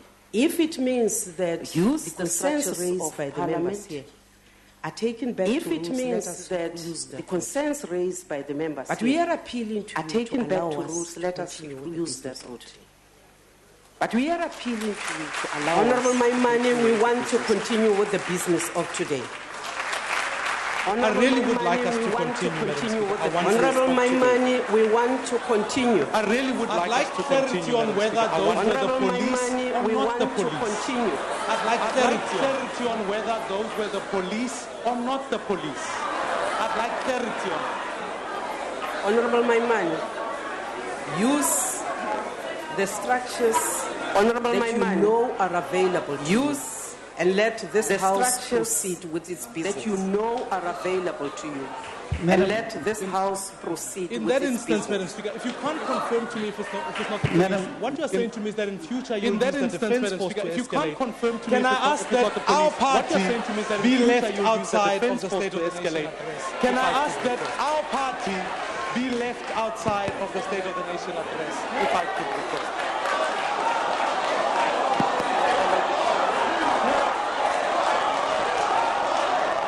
Honourable Maimane, the presiding officers will not permit you Honourable to Maimane, if you want to leave, the presiding officers let it be the decision will not permit you to leave. So that if you want to leave, you do not say that be the decision that you take as a party told you to leave the chamber.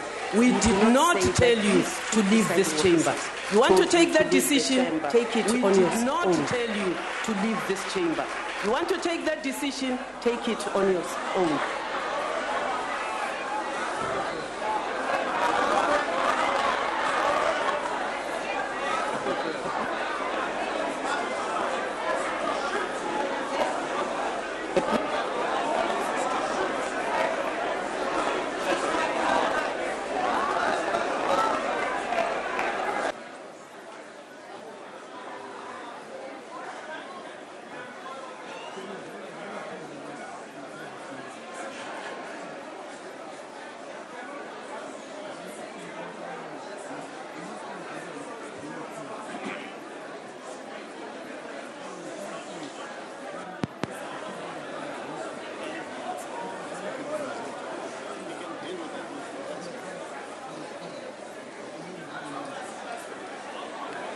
Honorable Steenhuisen, are you standing on a different point?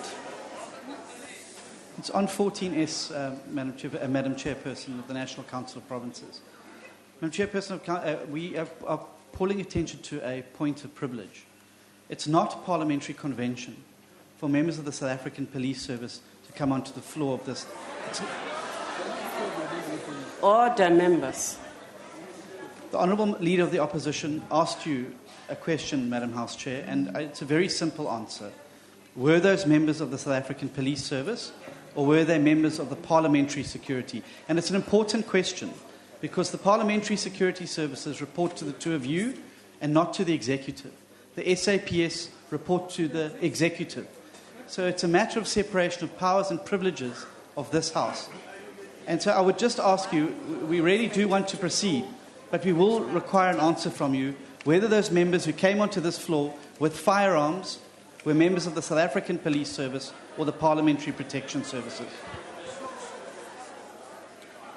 Honourable Steenhuisen,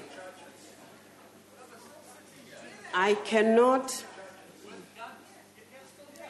Honourable members, do you want me to respond to you or not? The honourable members, I take it that the people you are referring to as having come on the floor of the House are the people who came in at the instruction of the Speaker to escort the members who were disrupting the House. Honourable members will remember that we sent in the order to the usher of the Black Road. We sent in the Sergeant of Arms.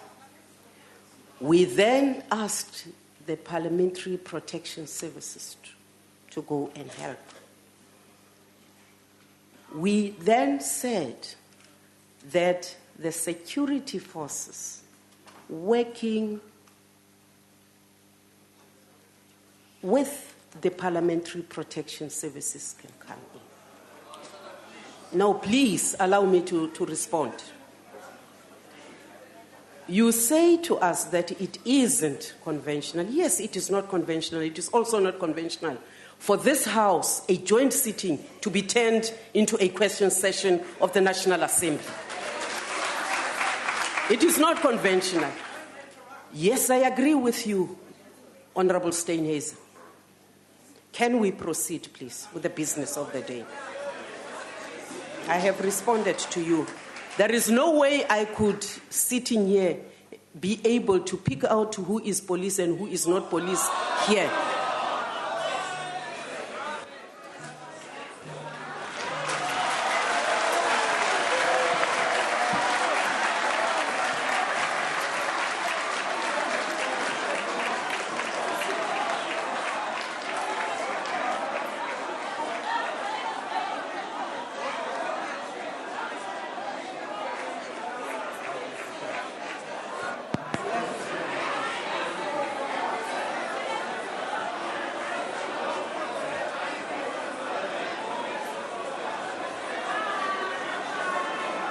Order, members. Order.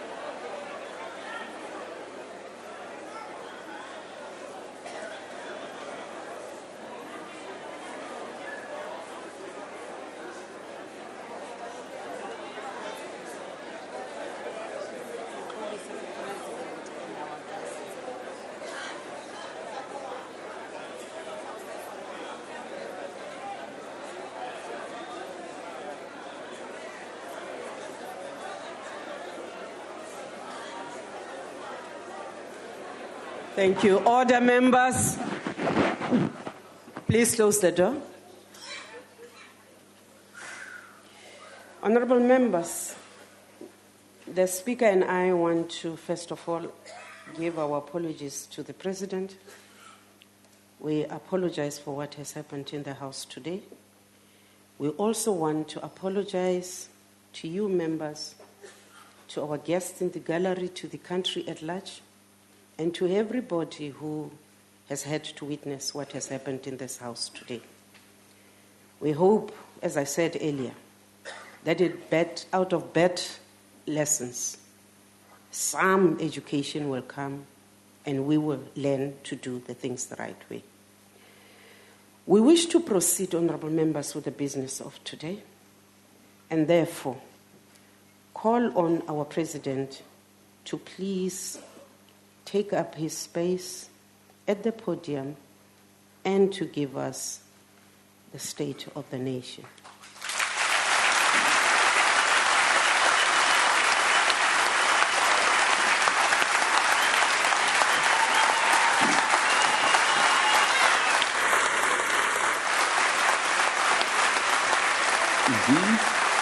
Thank you very much. Let me start where I was interrupted from. I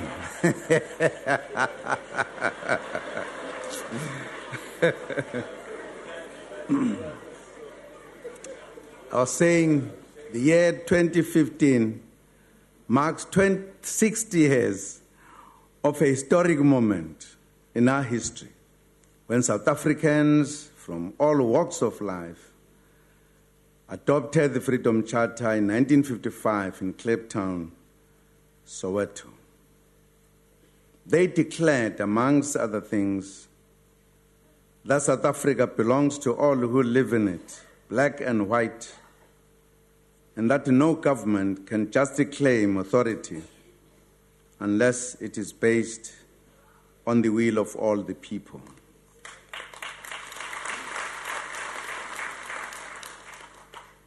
That was a powerful, visionary, and reconciliatory statement which set the tone for the non-racial democracy we have established.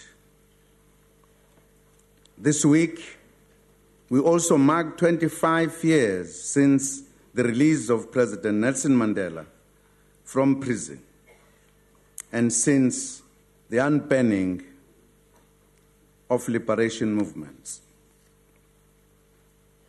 The release of Madiba marked a giant leap in the long walk to freedom for the people of South Africa as a whole, and dealt a fatal blow to apartheid colonialism.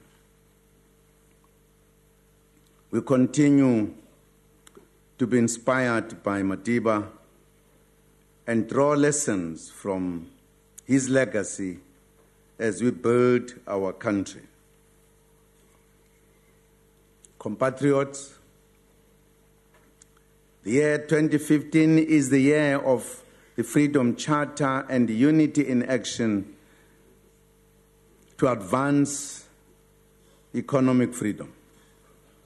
It is the year of going the extra mile in building a united, democratic, non-racial, non-sexist, and prosperous South Africa. It is also the year of rededicating ourselves to eradicate racism and all related intolerances in our country. It is also the year of investing more in our future by educating our children and the youth about the rich heritage of this country.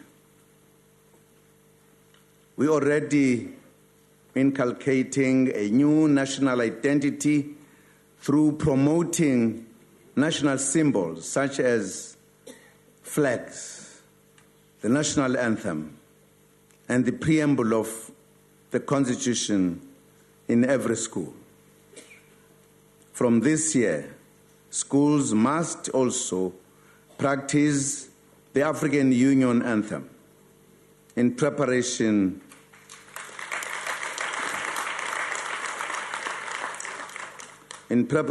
for the celebration of Africa Month in May, as we implement the African Union decision in this regard. Honorable members, distinguished guests, our youth is our future, and their success fills us with immense pride. I would like you to join me in congratulating my special guest, our ace Olympic swimmer, Chad Leclos.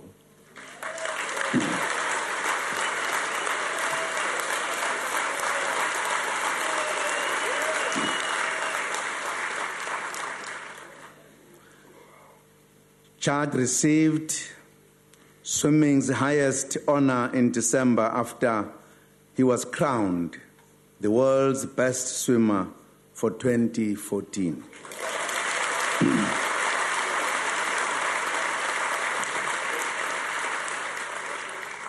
By the International Swimming Federation, amongst many other outstanding achievements. I'm also hosting 3 special girls from Moletsane High School in Soweto.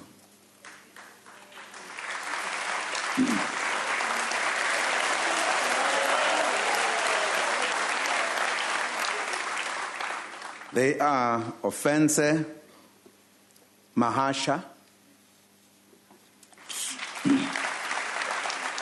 Hlengiwe Moletsane, and Tisetso Mashiloane. Offense and Hlengiwe attended the last G20 summit in Australia and performed exceptionally well, making us truly proud.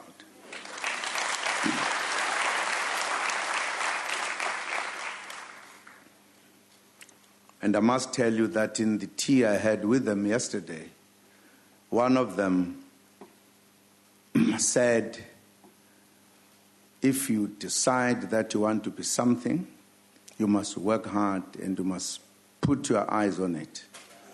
And she said she wants to become the president of South Africa. There she is. There she is.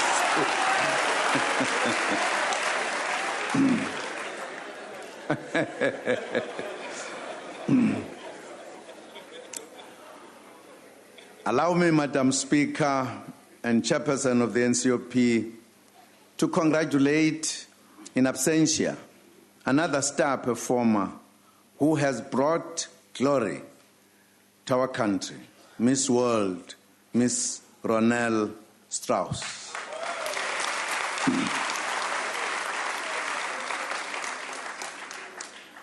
I would also like to introduce another special guest, the country's sports star of the year and Banyana Banyana striker, Miss Portia Modise.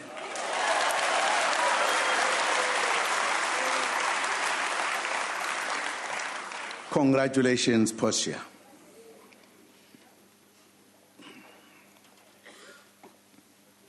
Honorable members, distinguished guests, I would like to thank all who took their time to contribute to SONA 2015. In terms of the inputs, our people are concerned about, amongst others, crime, roads, access to education, youth internship schemes, water, electricity, and support for small businesses.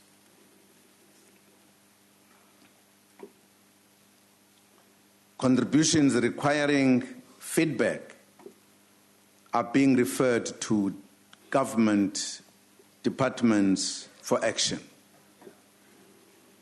These contributions, as you know, emerged because I asked the country to make suggestions about what the president must say. These are the contributions which came as a response to that request. Honorable members and honorable guests, we meet yet again during a difficult economic climate.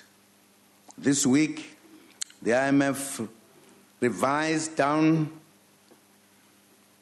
to 3.5% the GDP growth forecast for global economic growth in 2015.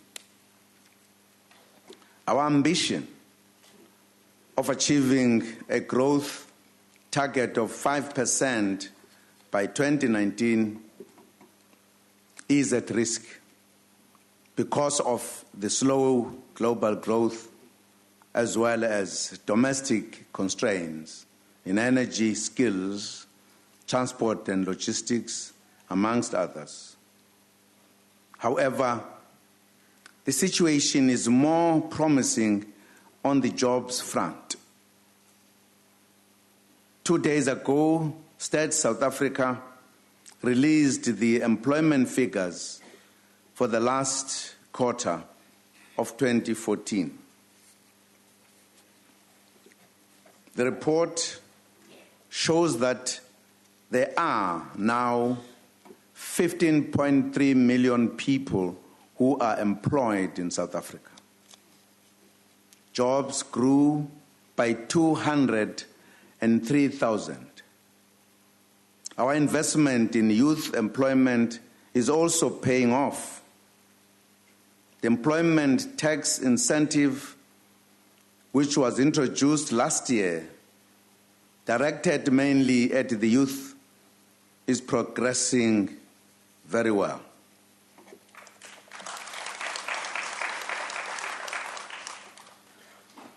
R2 billion has been claimed to date by some 29,000 employers who have claimed for at least 270,000 young people.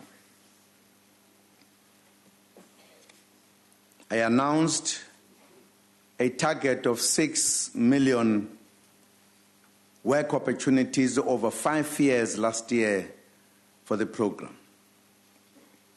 We have thus far created more than 850,000 work opportunities. This means that we are poised to meet the annual target of 1 million job opportunities.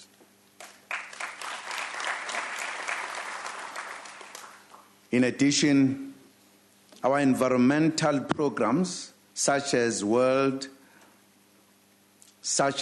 working on waste, working for wetlands, working for water, and working for fire, have created more than 30,000 work opportunities and aim to create more than 60,000 during the next financial year. Compatriots, our economy needs a major push forward. We would like to share with you our 9-point plan to ignite growth and create jobs. These are: 1, resolving the energy challenge; 2, revitalizing agriculture and the agro-processing value chain; 3, advancing beneficiation or adding value to our mineral wealth; 4, more effective implementation of a higher impact industrial policy action plan; 5, encouraging private sector investment; 6, moderating workplace conflict; 7, unlocking the potential of SMMEs, cooperatives, township and rural enterprises.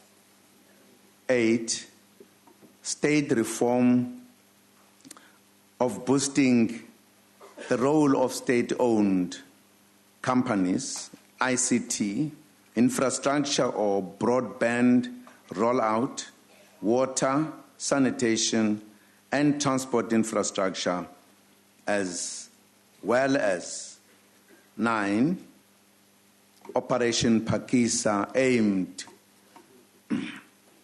at growing the ocean economy and other sectors.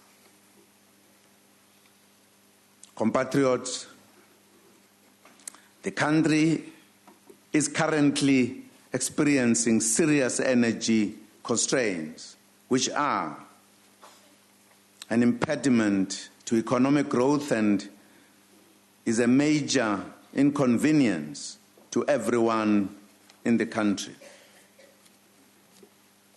Overcoming the challenge is uppermost in our program. We are doing everything we can to resolve the energy challenge. Bakwethu uhulumeni wenza konke okusemandleni akhe ukubhekana nesimo sokuncipha kukagesi ezweni. Siyazi ukuthi lesi isikhathi esinzima, kodwa sizodlula ngoba sinezindlela eziningi zokusebenza nokubhekana nalenkinga.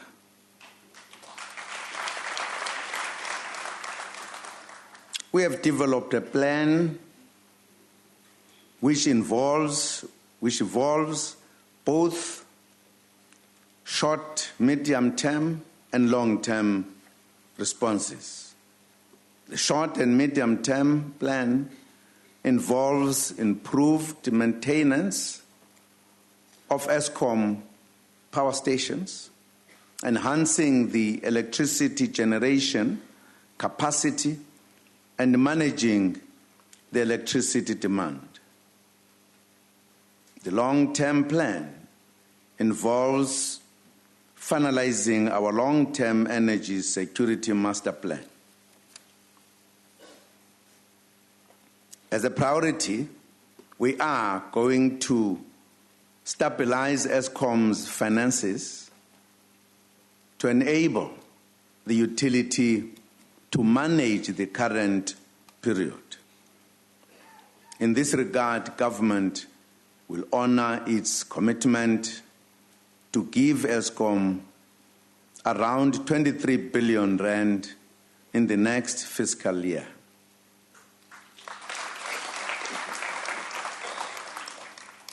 The war room established by Cabinet in December is working diligently around the clock with ESCOM to stabilize the electricity supply system and contain the load shedding. During this period, we have to work together to find solutions. We urge all individuals, households, industries, and government departments to save electricity in order to reduce the need for load shedding. The Department of Public Works has been instructed to ensure that all government-owned buildings are energy efficient. Given the high cost of diesel, ESCOM has been directed to switch from diesel to gas as a source of energy for the utilities generators.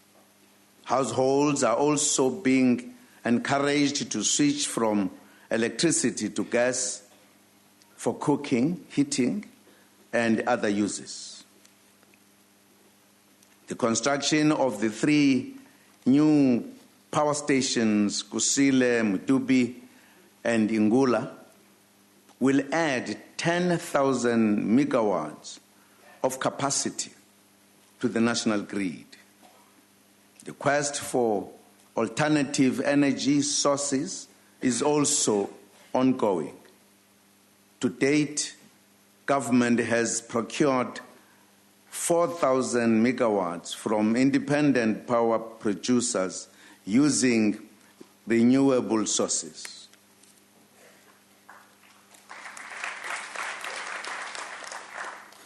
The first 3 bid windows of the renewable energy procurement process attracted more than 140 billion rand from private investors.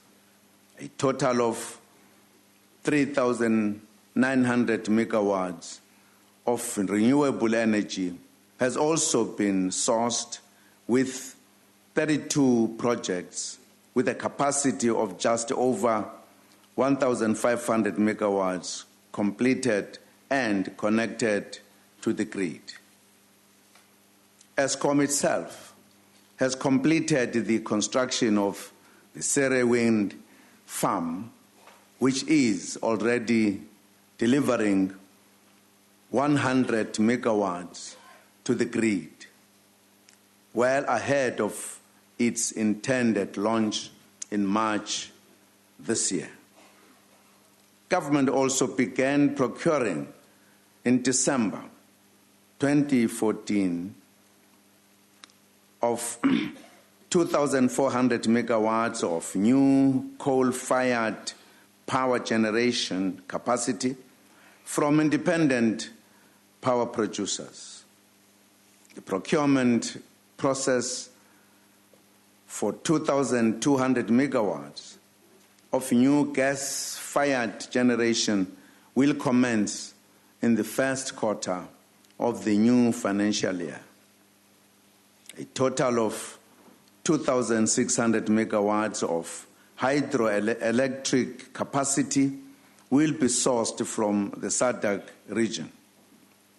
With regards to the long-term energy master plan, we will pursue gas, petroleum, nuclear, hydropower, and other sources as part of the energy mix. South Africa is surrounded by gas-rich countries, while we have discovered shale gas deposits in our own Karoo region. The Operation Pakisa Ocean Economy Initiative, launched last year, also promises to unveil more oil and gas resources, which will be a game changer for our country and region. Government is also exploring the procurement of the 9,600 megawatts nuclear build program as approved in the Integrated Resource Plan 2010 to 2030. To date, government has signed intergovernmental agreements and carried out vendor parade workshops in which 5 countries came to present their proposals on nuclear. These include the United States of America, South Korea, Russia, France, and China. All these countries will be engaged in a fair, transparent, and competitive procurement process to select a strategic partner or partners to undertake the nuclear build program. Our target is to connect the first unit to the grid by 2023, just in time for ESCOM to retire part of its aging power plants.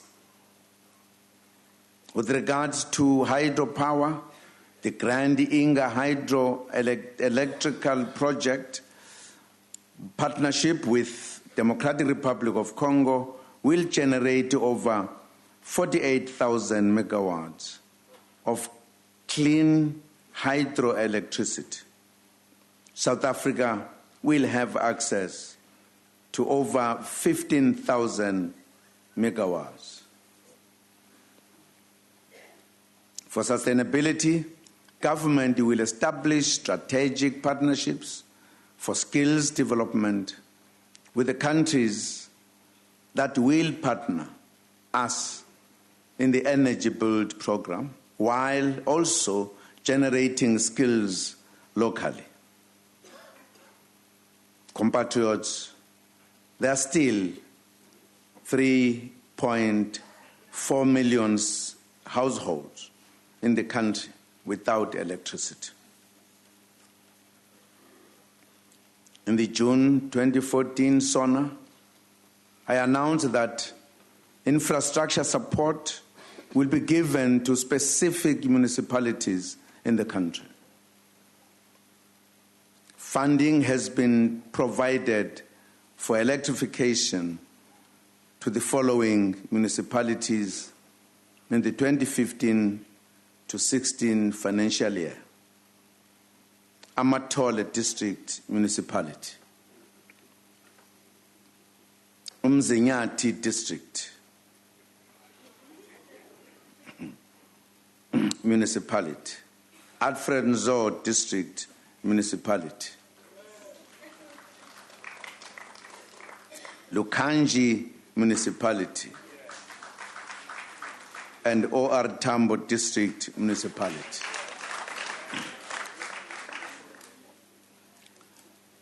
Fellow South Africans, while tackling the energy challenges in our country, we also need to fight copper cable and metal theft.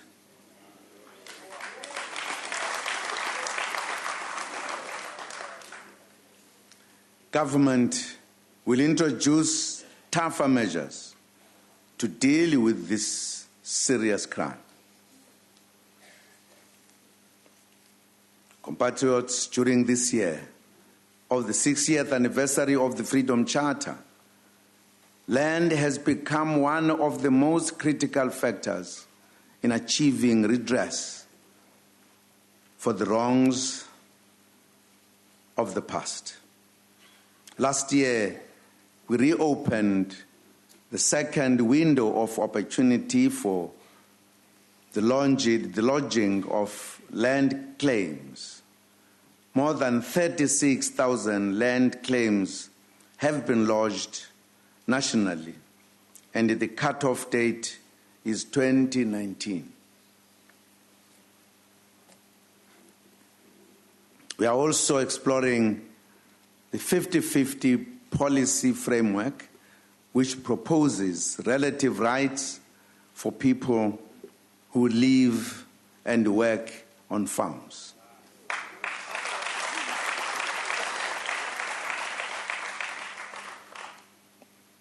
50 farming enterprises will be identified as pilot projects.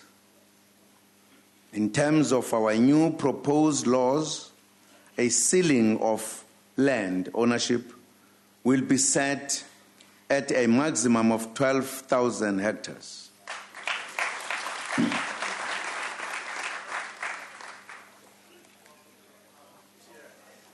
Cheers.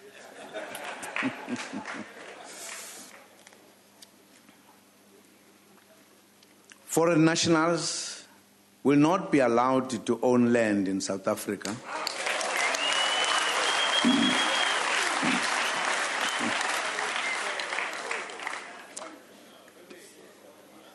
But will be eligible for long-term lease. In this regard, the Regulation of Land Holdings Bill will be submitted to Parliament this year. Through the Land Reform Program, more than 90,000 hectares of land have been allocated to smallholder farmers, farm dwellers, and labor tenants. The process of establishing the Office of the Valuer General is underway, which is established in terms of the Property Valuation Act. Once implemented, the law will stop the reliance on the willing buyer, willing seller method in respect of land acquisition by the state. Compatriots, agriculture is a catalyst for growth and food security.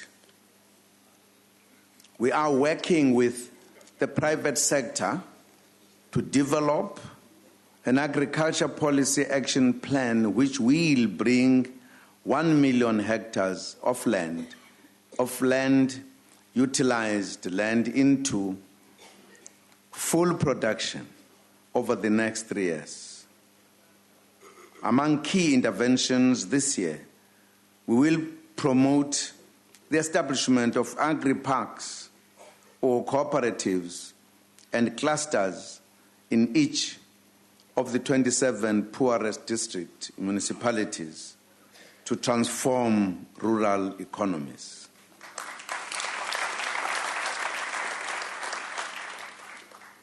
An initial funding of 2 billion rand has been made available for the April Park initiative.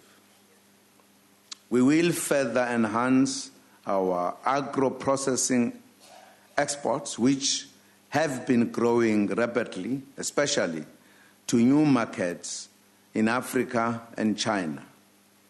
For an example, we have concluded agricultural trade protocols for the export of South African maize and apples to China.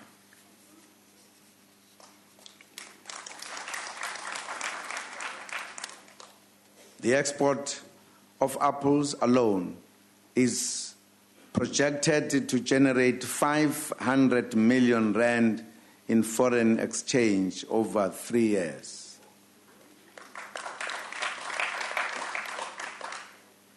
A good story to tell in agriculture.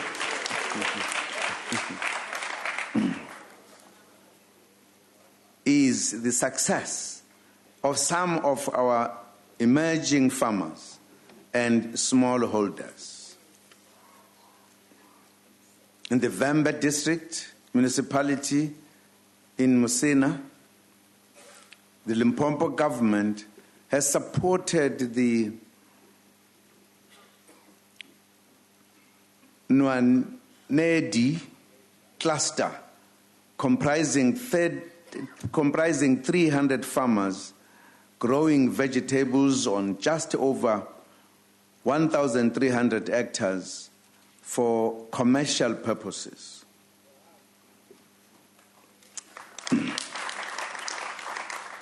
The cluster has already created more than 2,500 jobs, as vegetable farming is highly labor intensive. We are happy to have in our midst today the winner of the 2014 Agricultural Top Female Entrepreneur Award, Miss Nokwanele Mzamo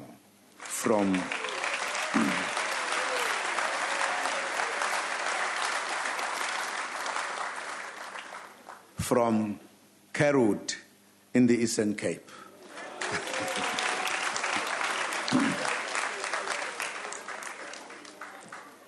Madam Speaker and Madam Chairperson, our interventions to support the manufacturing sector are bearing fruit.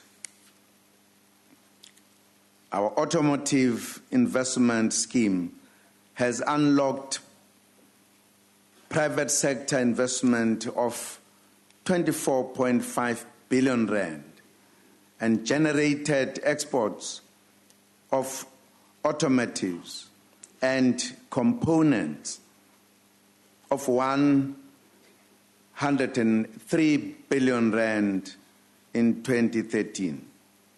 We have built a world-class auto sector on the African continent, exporting to over 152 countries.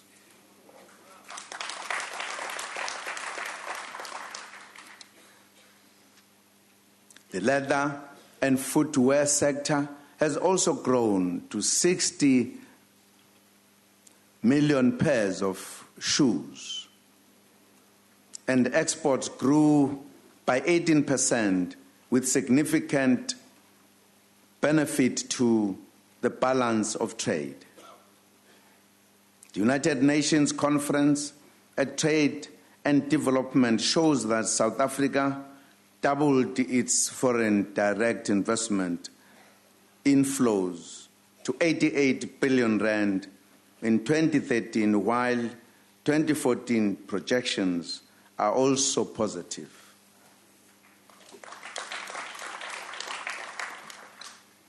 The manufacturing sector was hit hard by the global financial crisis. Government committed more than 2.8 billion rand to companies in the sector through the Manufacturing Competitiveness Enhancement Program. We are very pleased with the response of our manufacturers, who committed over 12.4 billion rand in private sector investment. It is a very good story to tell indeed.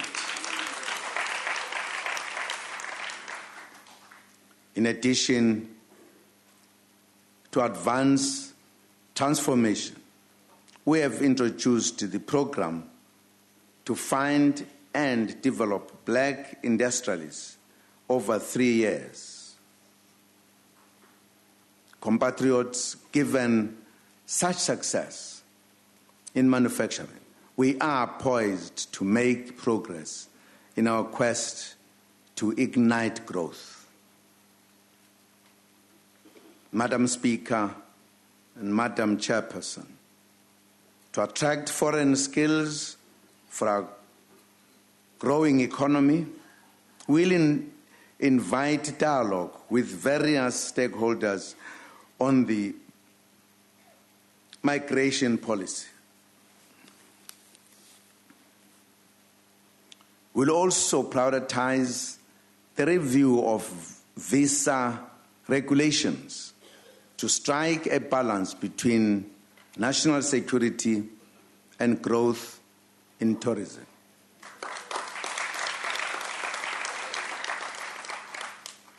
Compatriots and friends, in the June 2014 SONA, I spoke about the need to stabilize the mining sector and to promote a stable labor environment. We had been concerned then about the spate of long and sometimes violent strikes. The implementation of a number of programs under the Framework Agreement for a Sustainable Mining Industry has caused relative stability and optimism in the mining sector, which is the backbone of our economy.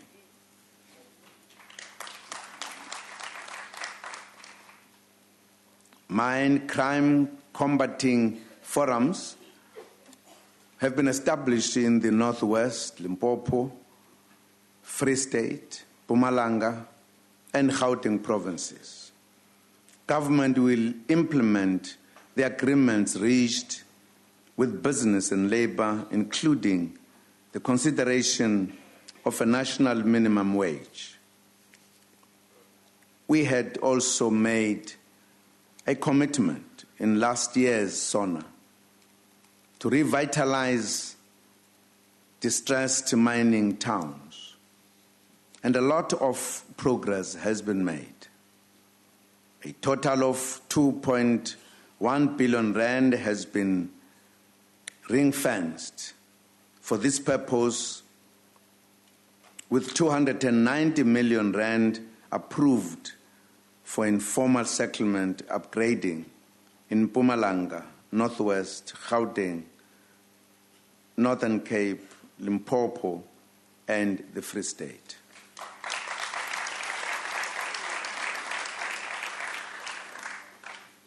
$133 informal settlements are being assessed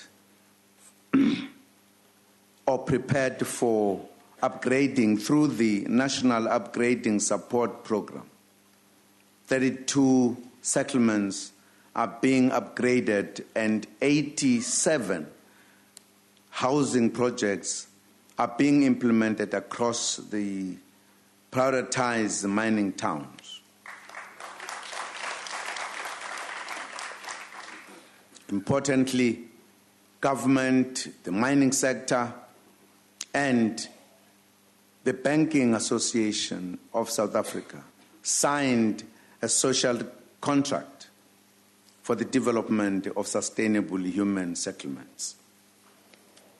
Government also continues to provide social development support within mining communities.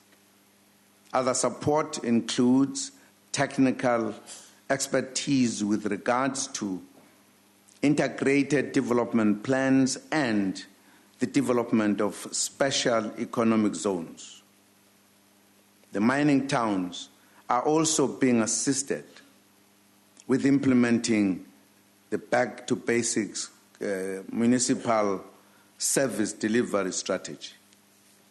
Indeed, a lot is being done to build our mining towns.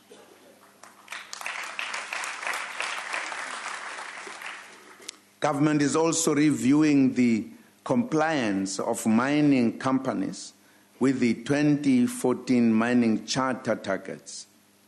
I referred the Mineral and Petroleum Resources Development Act back to Parliament to enable the correction of some constitutional shortcomings and other issues. Compatriots, responding to business requests, government has synchronized environmental impact assessment, water and mining rights applications, and has set a maximum of 300 days for all of these authorizations to be issued.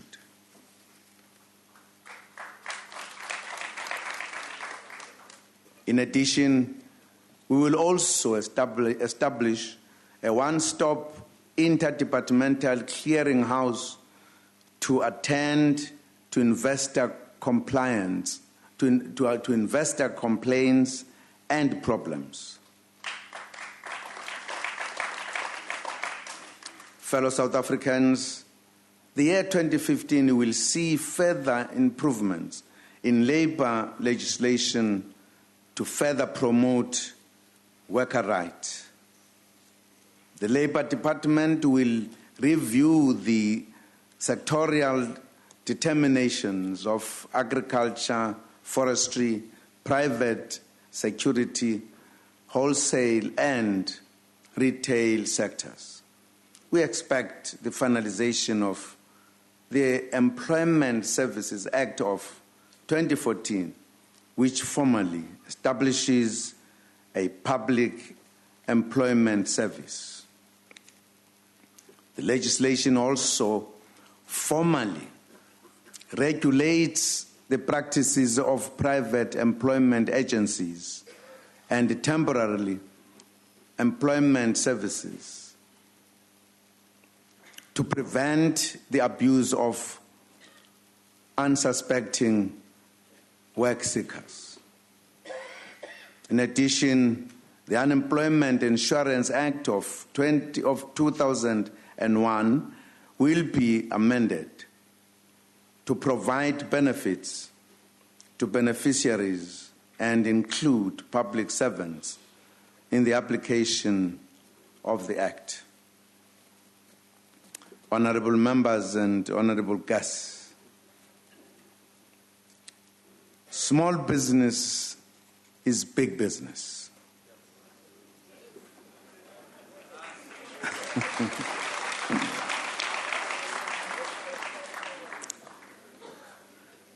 Government will set aside 30% of appropriate categories of state procurement for purchasing from SMMEs, cooperatives, as well as township and rural enterprises.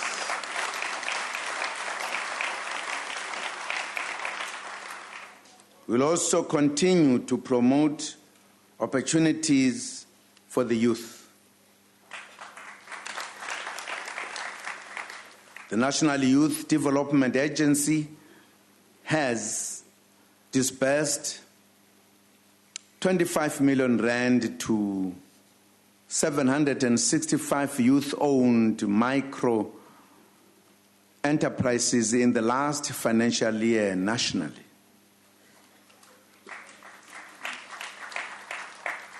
The agency has also partnered with the IDC and the Small Enterprise Finance Agency in a three-way partnership that has resulted in a 2.7 billion rand fund for young people.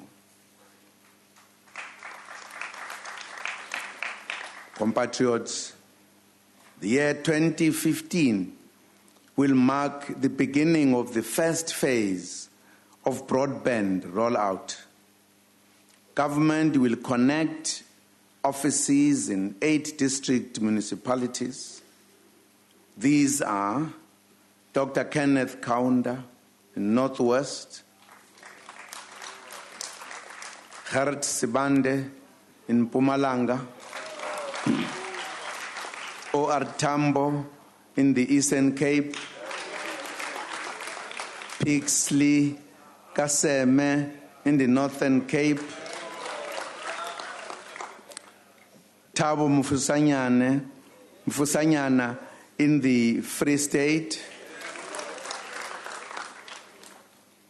Umgungundlovu and Umzinyati in KwaZulu-Natal, and Vembe in Limpopo. Government has also decided to designate Telkom as the lead agency to assist with broadband rollout. As part of the further igniting growth through supporting state-owned companies, processes are underway to implement a 90-day turnaround strategy aimed at stabilizing the finances of South African Airways. Accordingly, some of the loss-making international routes will be phased out.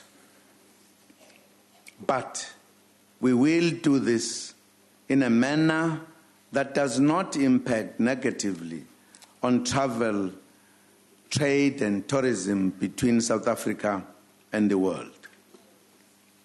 Compatriots, the National Infrastructure Development Program continues to be a key job driver and catalyst for economic growth.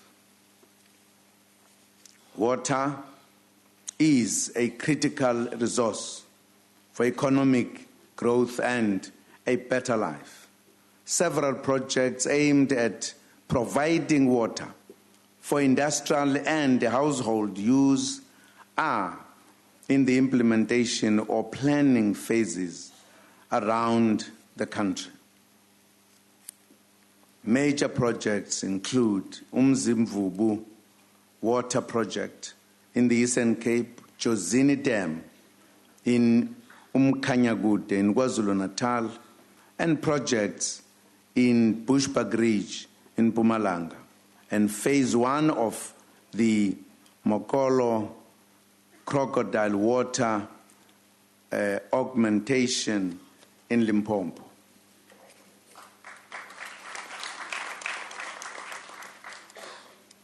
Progress is being made to improve the water supply to areas that had been affected by shortages, such as Makana District Municipality in the Eastern Cape,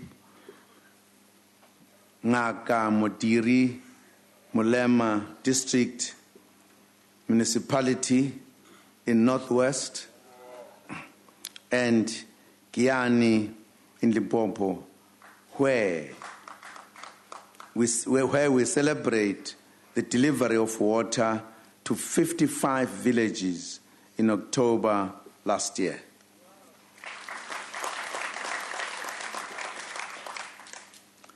Let me, Honorable Speaker and Chairperson of the NCOP, urge all in the country to conserve water. Every drop counts.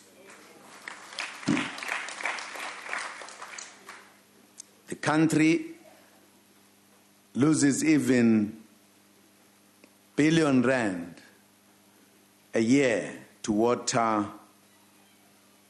The country loses 7 billion rand a year to water losses. To mitigate this challenge, government through the Department of Water and Sanitation will train 15,000 artisans or plumbers who will fix leaking taps in their local communities.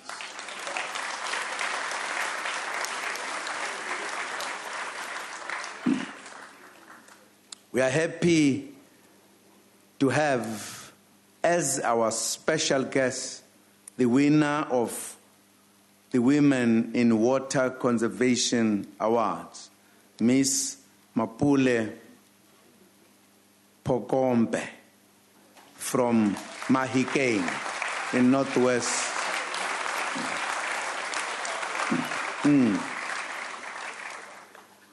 She helped me to explain why Mahikeng is now called Mahikeng. I now know. The infrastructure program continues to expand transport networks and to improve roads, which augurs well for economic growth. The Department of Transport will spend about 9 billion rand on the provincial roads maintenance grant, or the Sehamba Sonke program, and 11 billion rand on upgrading and maintaining roads which are not tolled.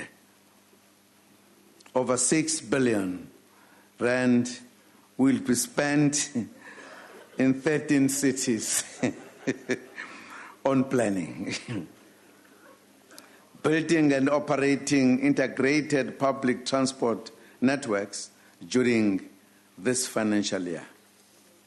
We will also continue to improve the infrastructure in schools and higher education institutions to create a conducive environment for learning and teaching. Through the Accelerated School Infrastructure Delivery Initiative, which is part of the National Infrastructure Plan, 92 new schools have been completed to date, and 108 are under construction.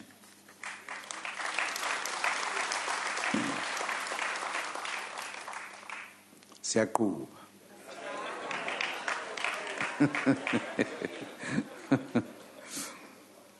About 342 schools have received water for the first time. 351 schools have received decent sanitation, while 288 have been connected to electricity. Siyaquba. Siyasebenza. We are a nation at work.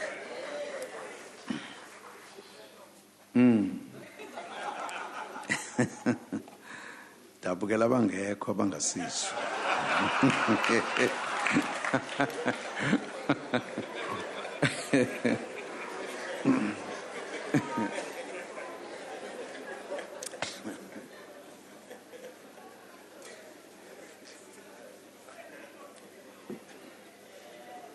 Yes.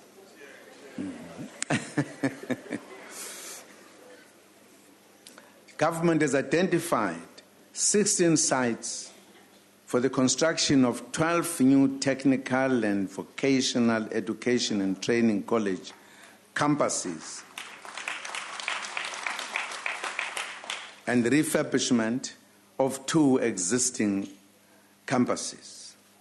Work is also continuing to establish the 3 brand new universities, Sol Plaatje in the Northern Cape, the University of Mpumalanga, and the Sefaku Makhathu Allied and Health Sciences University.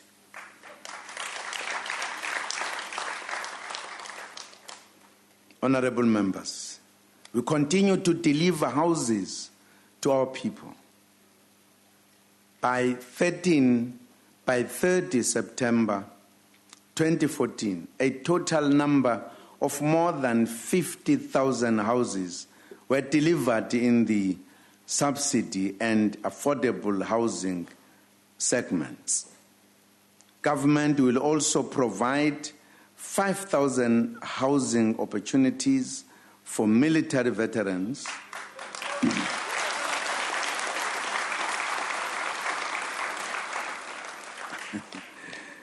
government, the veteran now.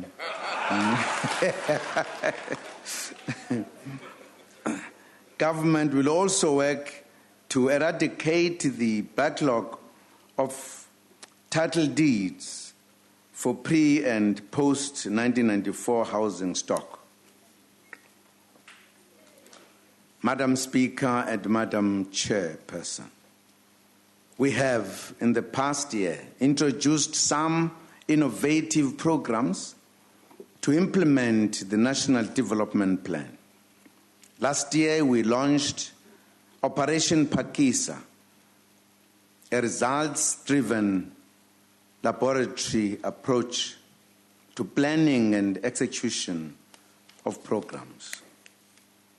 Operation Phakisa on the ocean economy is aimed at unlocking opportunities in the shipping, fisheries, aquaculture, mining, oil and gas, biotechnology, and tourism sectors. We have committed 9.2 billion rand investment in gas and oil exploration in the port of Saldanha as part of the Operation Phakisa initiative.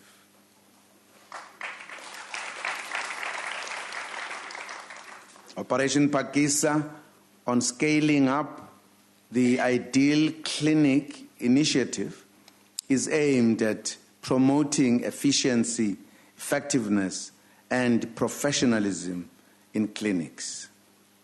We will now explore Operation Phakisa in the mining sector. I have instructed government to partner with the mining sector to develop win-win solutions to beneficiate our mineral resources.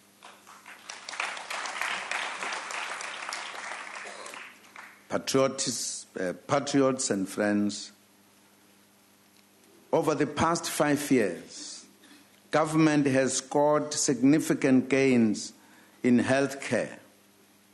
This year, we are going to launch a massive program to turn the tide against tuberculosis, TB, with a special focus on 3 communities: offenders at correctional services, facilities, mine workers, and communities in mining towns.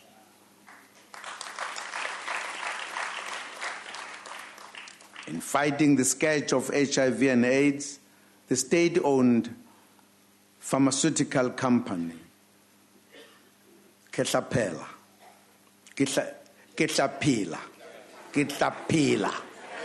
yeah, Ketlapela. Ngifundisa isiZulu. Has been established and will participate in the supply of antiretrovirals to the Department of Health. Madam Speaker and Madam Chairperson, we have to continue working harder together to fight crime and to create safer communities. We are making progress in fighting crime against women and children. The SABC Family Violence, Child Protection and Sexual Offences Investigation Unit has secured 659 life sentences against perpetrators of crimes against women and children.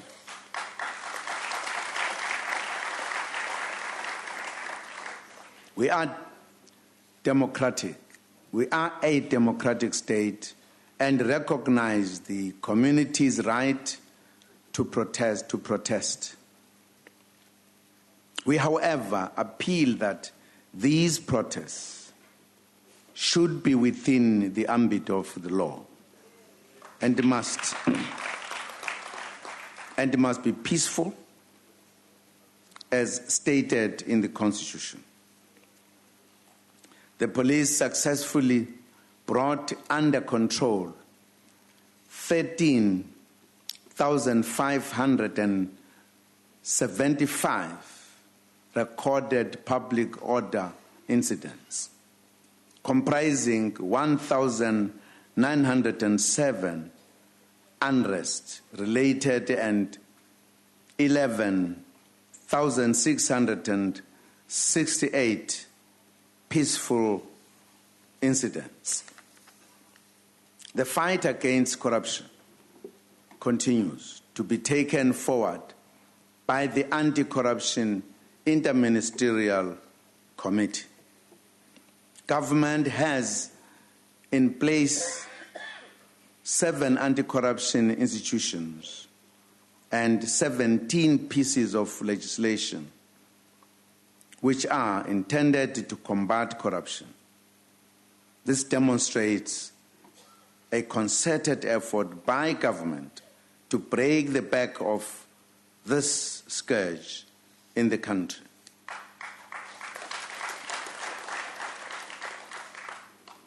In the 2013 to 2014 financial year, 52 persons were convicted in cases involving more than 5 million rand. 31 public servants were convicted in the first quarter of 2014 to 2015, and freezing orders to the value of 430 million rand were obtained. To prevent corruption and promote ethical governance, in December, I signed into law the Public Administration and Management Act, which, amongst others, prohibits public servants from doing business with the state.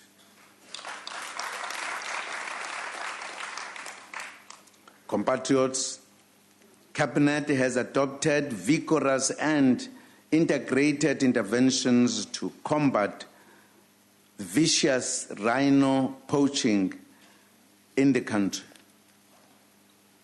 The interventions include continuous joint operations with key neighboring countries, improved intelligence gathering, as well as enhancing protection in parks and provincial services where rhino are present.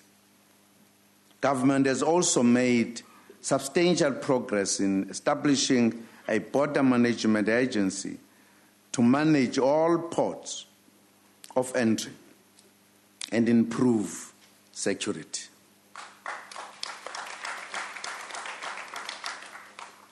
To further improve access to identity documents, citizens will from this year be able to apply for the new Smart ID card at their local bank due to partnership between the Department of Home Affairs and some banks in the country.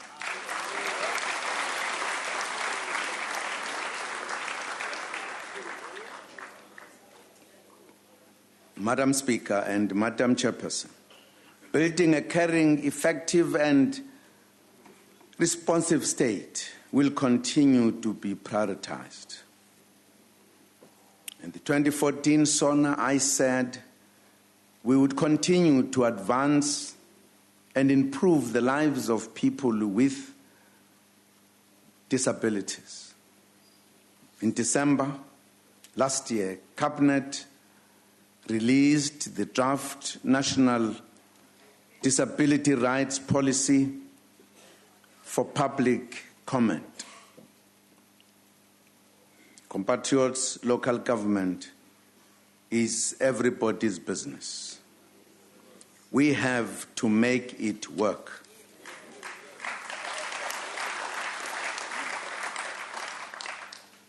We have launched the Back to Basics program to promote good governance and effective administration through cutting wastage, spending public funds prudently, hiring competent staff, and ensure transparency and accountability in municipalities.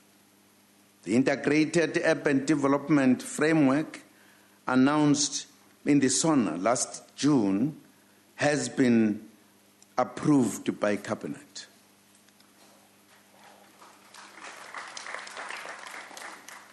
Fellow South Africans, to contribute to building a better Africa, South Africa continued to support peace and security and regional economic integration in the continent.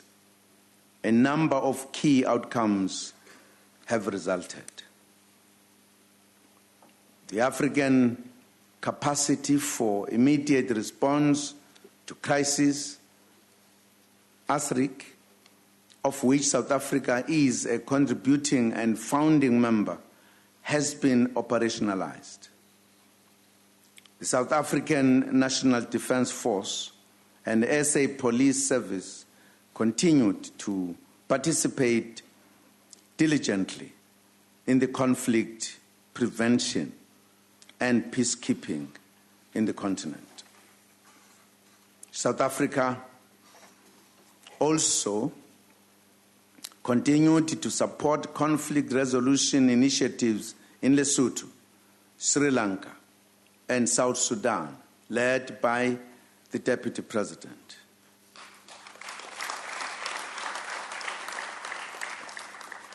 Economic cooperation with our BRICS partners was strengthened when the first two intergovernmental agreements were concluded on the occasion of the 6th BRICS Summit.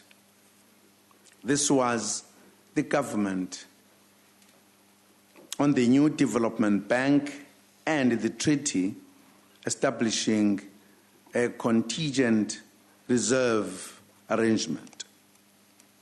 Madam Speaker and Madam Chairperson, countries of the developed North remain important strategic partners for South Africa, through which the country is able to advance its national and foreign policy.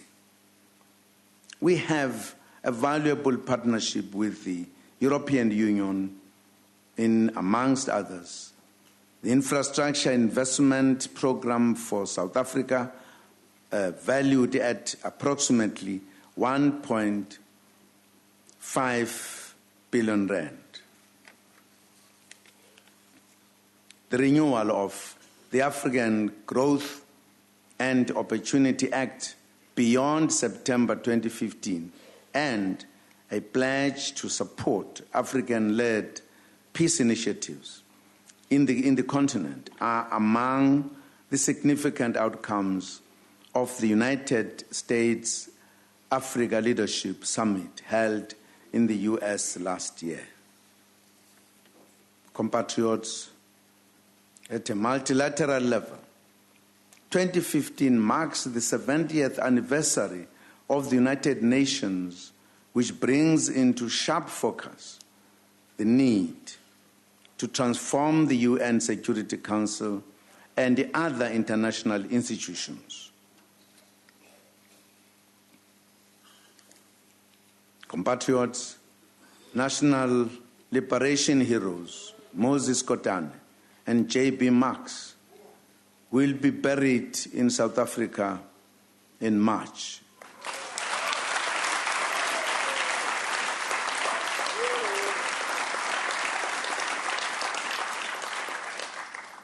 These will be reburials. As you know, they were buried in Russia, and they're coming back home.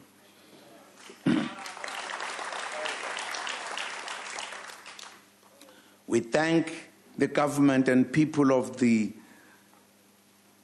Russia Federation for looking after the remains of our heroes with dignity for so many years.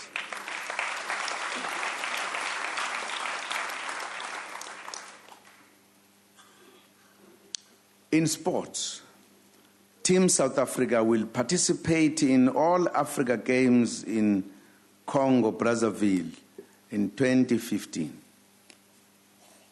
The Springboks will participate in the IRB World Cup that takes place in England in September 2015.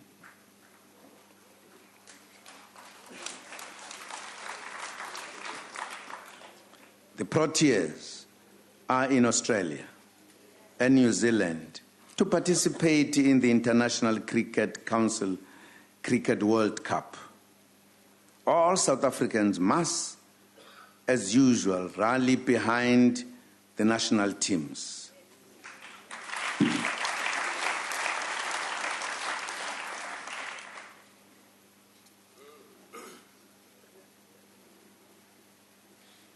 We must also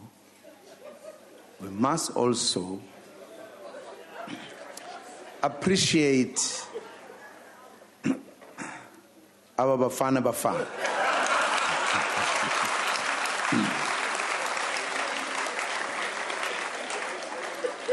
I think you'll agree with me that this time around they qualified with flying colors.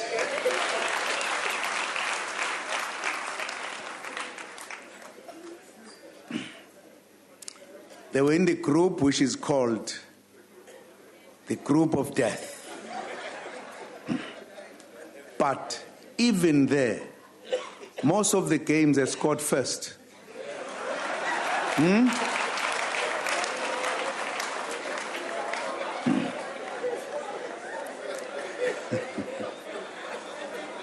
We must give them support. Absolutely. They made us proud.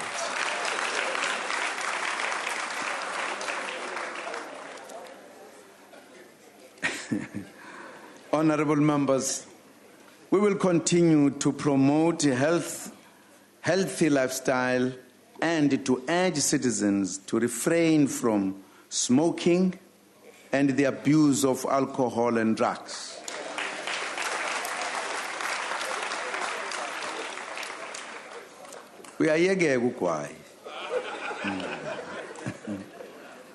In this regard, on the 10th of May, we will mark the move for Health Day, and international event promoted by the World Health Organization. The day also coincides with the anniversary of the inauguration of President Mandela.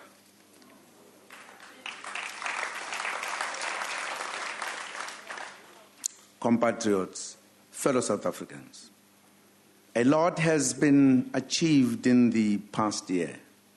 We believe that our 9-point economic intervention plan on the economy will consolidate the achievements and ignite much needed growth. During this year of the Freedom Charter and Unity in Action to advance economic freedom, we rededicate ourselves to unity and hard work to ensure continuous success in our beautiful country. Together, we move South Africa forward. I thank you.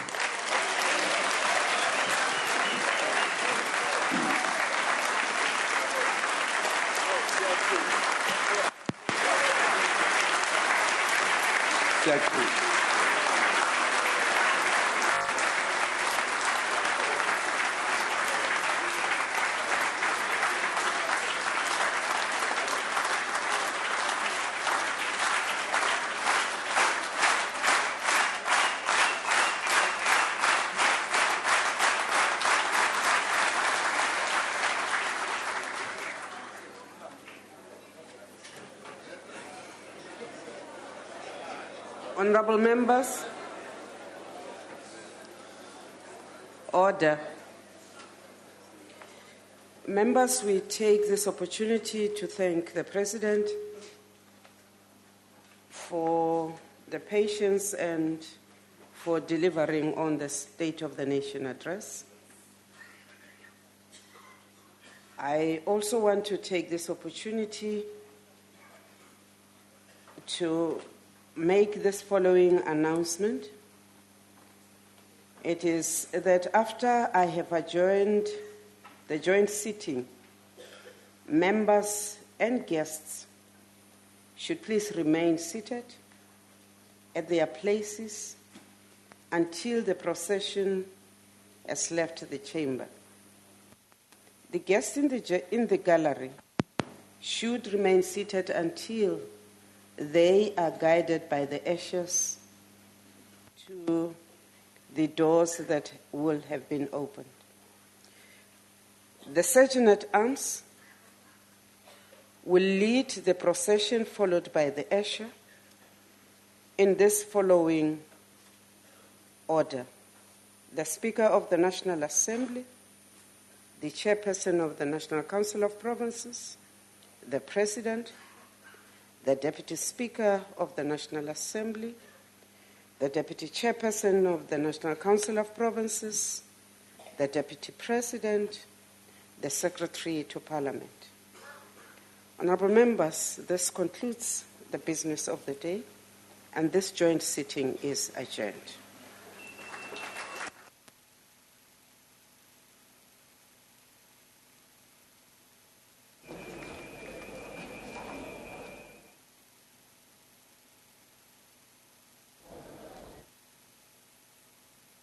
That's how President Jacob Zuma's State of the Nation address for 2015 comes to an end. Quite an eventful day, it must be said. You saw for yourselves, but quite a lot was said as well in the speech. Quite right. About an hour or so behind scheduled, but I know some might say better late than never. When President Jacob Zuma did get to speaking, quite a lot was said, Vuyo, and you and I, as you mentioned a little bit earlier, looking into our crystal ball, predicted quite correctly that he would speak on the issue of the energy outage or the energy shortage in the country.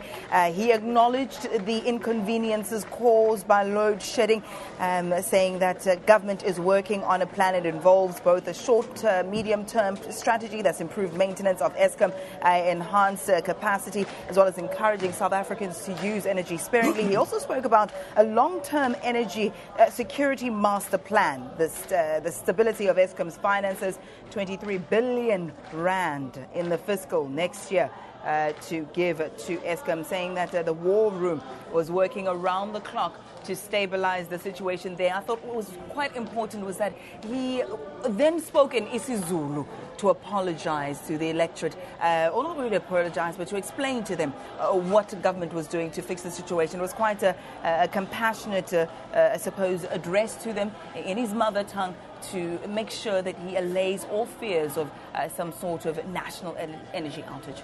Okay, let's go to Lukhanyo Talata, who is on the steps of Parliament, who's going to give us some reactions from the political parties that did remain behind.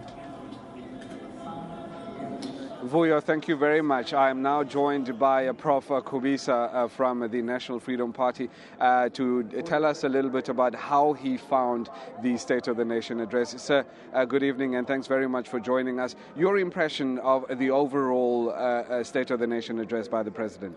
First and foremost, important that we really apologize to the citizens of South Africa for what happened in the House. Really, the decorum and dignity and integrity of the House was compromised. Having said that, I don't think the President dedicated enough to the issue of job creation. Poverty alleviation was supposed to be the main issue. Poverty has risen to the level of 24.5%. He should have dedicated more on ways on how the environment would be created for our country to create jobs, boost the investor confidence. I don't think enough was done with regard to that. Secondly, on the issue of load shedding, energy crisis, even if you give 23 billion to Eskom, parastatals and state agencies are not doing enough. I think we've got to deal with the management. Performance is what is important. Issues of financial management are very important. Issues of education were not dealt with quite profusely. I believe that something has got to be done with regard to higher education. Our youth deserve better. NSFAS is not providing for our children accommodation for the youth. I think a lot was supposed to be said with regard to that. Okay. Corruption was not dealt with quite profusely. I think the President was supposed to deal with corruption, which is rampant in municipalities where tenders are used by people who are employed in municipalities. Okay. Sir, thank you very much. That was Prof. Khubisa from the NFP. I'm now joined by the Secretary General of the ANC, Mr. Gwede Mantashe. Sir, I think the correct place to start would be what happened before the President delivered his State of the Nation address. No, we've been watching the race to the bottom by opposition parties where they are actually outdoing each other. And how can they be as hooligans as possible? And our view is that anarchy will never bring a nation. And I think the firmness in dealing with that situation is highly appreciated. So you approve of the manner in which the Speaker or the presiding officers handled it? It was handled to the rule. And that is what is necessary. Rules of Parliament make provision on dealing with those situations, and they were applied today appropriately, and we're comfortable with it. All right, sir, then can we just quickly move on in general? The speech by the President, is it what you as the ANC were expecting? It reflects the work that took place. If you follow our January 8 statement, you follow the outcome of the ANC Lekgotla, the outcome of the Cabinet Lekgotla. All that work is captured very well and precisely in the State of the Nation address. Look at the details on energy. Those details give a clear approach to dealing with what is appearing to be a crisis, though we always regarded that as a positive crisis in the sense that it reflects the increase in the number of new connection of households and the growth of the economy without a reciprocal growth of the energy generation. And then the other aspects and other source of energy were addressed in details. The land question has been addressed in details. I'd love to continue this conversation, but I must now cross to my colleague Abra Babia, who's standing by. Thank you very much. That was Gwede Mantashe. Abra? With me right now, I have the leader of the ACDP, Reverend Kenneth Meshwe. Reverend, there's so much to talk about tonight. First things first, impressions of the speech. Very uninspiring. I almost fell asleep for the first time. I had to go out to get fresh air. People are hopeless in the country. Besides what they saw in the beginning of the sitting, when there was disruptions, when there was chaos, people hoped that the president would give them hope. The issue of load shedding is worrying most South Africans because they are aware that the engineers and the specialists have said there is a possibility of total blackout in the country. We wanted details because the president is aware of what the people are concerned about, but he did not tell us what plans are in place to ensure that that does not happen. Reverend, I have to ask you, sorry, in terms of what happened earlier, is that something that you were expecting? Well, we were expecting what happened, that it was going to happen.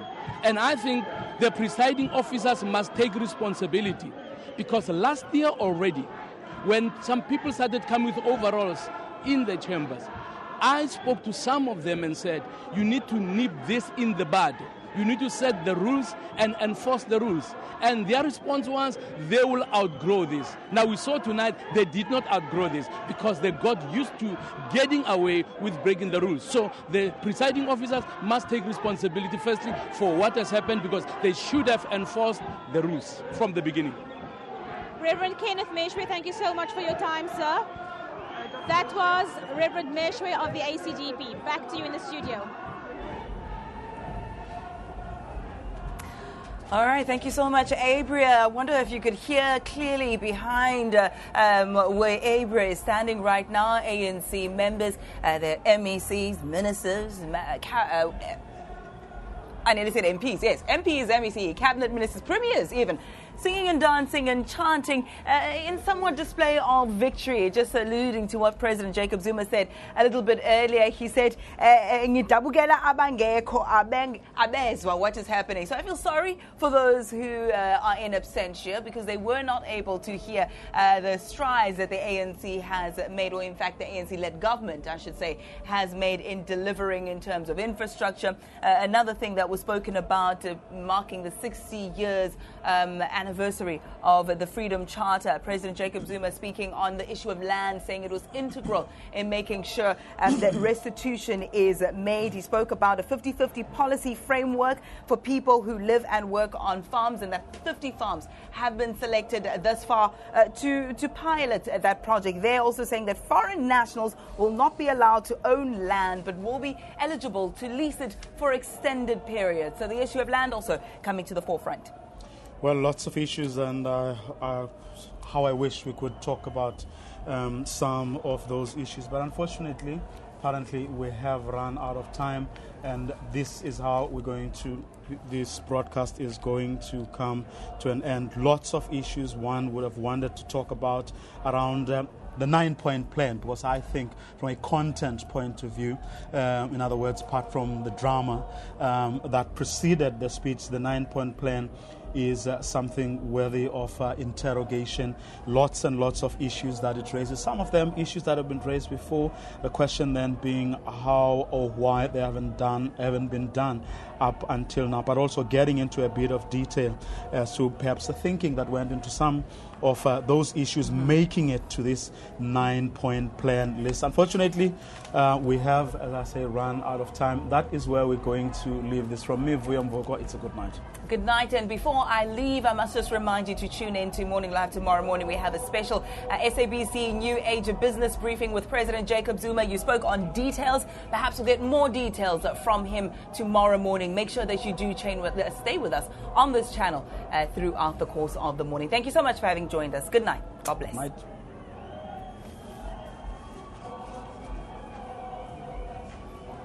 Sit down.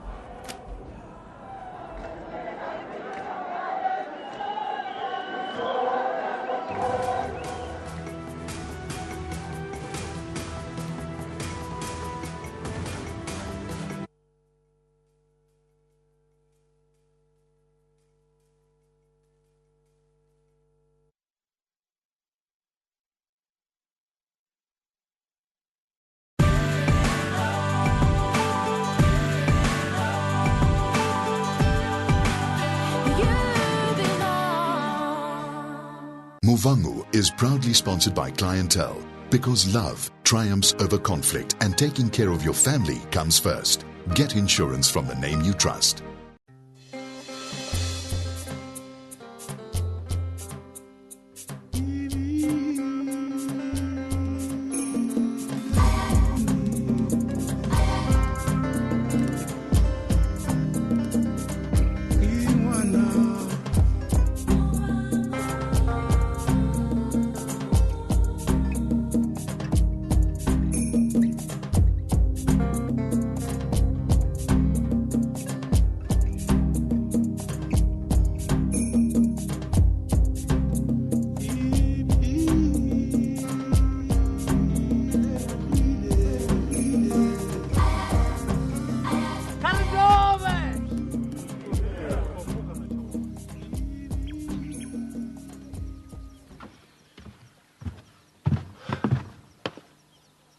Dada, ni koto chimbra nga wheelchair pa nga ngumfamo. Ndikoringeza mafu. Okay. So nikodipani nga mrazwa mroba. Hey. Zikonkondera nga manda utanganiza zwemu limisi ambazona. What? Because all the supernatural stuff just does not make sense to me at all. Ukofini ko theory ndilube batho ane abore bofa. Batho ya bore ba bachira ofanane. Bo perara o khale mo lepasi. Lipiyo lepasi bafu. Nete ndikazwe. Nende nakabuchiro na ofa. Zwepere nebo. Lepasi la badzimu. Hai, mavu. Awona lepasi la badzimu. Batho batoita bachibana mashudu. Chimwe bana badi. Supeti ya nebo. Okay, mashudu na badi. No dzuraka wheelchair. Madokotela badiburi nikoliwa ngamini. How do you explain that? I can't worship the dead, Mavu. Dada, huna no kunikomba chidhori ni wa worship man. Okay. Wakori ndikoto ndite me. Wakori ndibata chereza. Niba acknowledge. Adoni sumeta umachero anu. No nipa zipatu yoza zamu zote. And that's all. Guidance from below. Surepase ni marambo. Nete kwa mangamuya wawo. That's it. I know you are a reasonable man. You got to know the decision about them. Go to Araz Asararo, she much the purest. I'm just saying.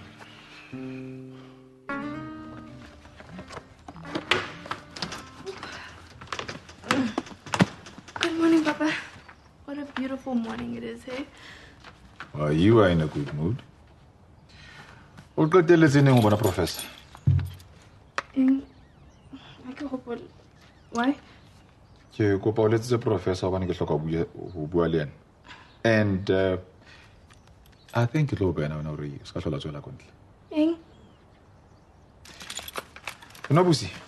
I am very disappointed in you. Ufizi was sasankana, let me see you. Ibile ulebeze the most important things Bupilomba. No, Papa. No to what? No to what? No to me banning you from going out, or no, however, I'm important to Bupilomba. No to both. No complaint. The guy forms a scholarship. He forms a scholarship. Abon? I got one of you again. O busy was sasanka bususa mabusi bona ka ofela wa tsama masiu wena o sona le boyfriend enja. You even forgot the most important things in your life. Professor Utsepiste di form tsa scholarship le ka shebile na 12 fumane. What's that, King? All right, Pap. I took my eye off the ball, and I'm sorry. Kitlabole, Prof. University Airbuda next week, and the forms are how? Swanse be leading by then. That's it, and just for the record, that boy that I went to the ball with has a boyfriend. Get you me Randani. Well, that's a relief. At least he has about Randani and Akimutenga Mutsepa.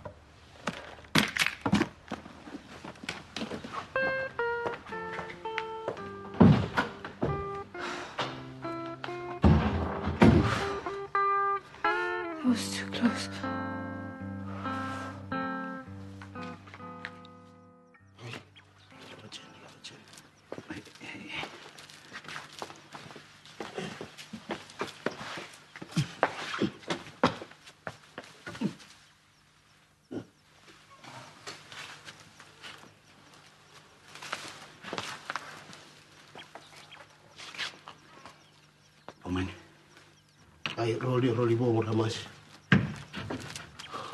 I'm here to find out if you can ride brooms.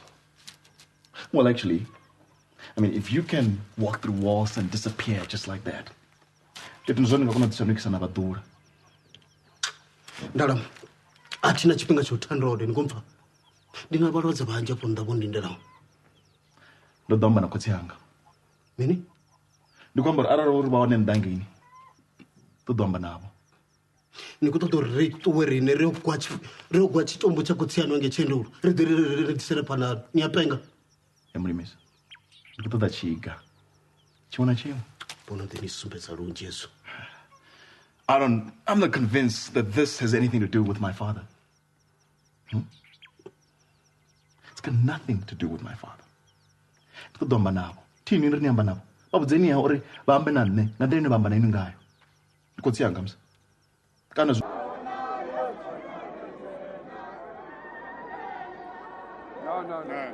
2 minutes.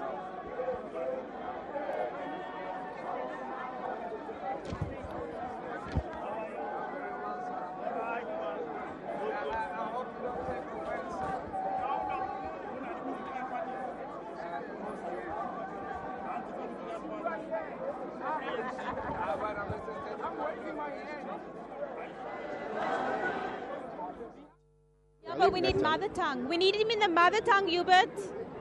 I can't hear them. Mother tongue?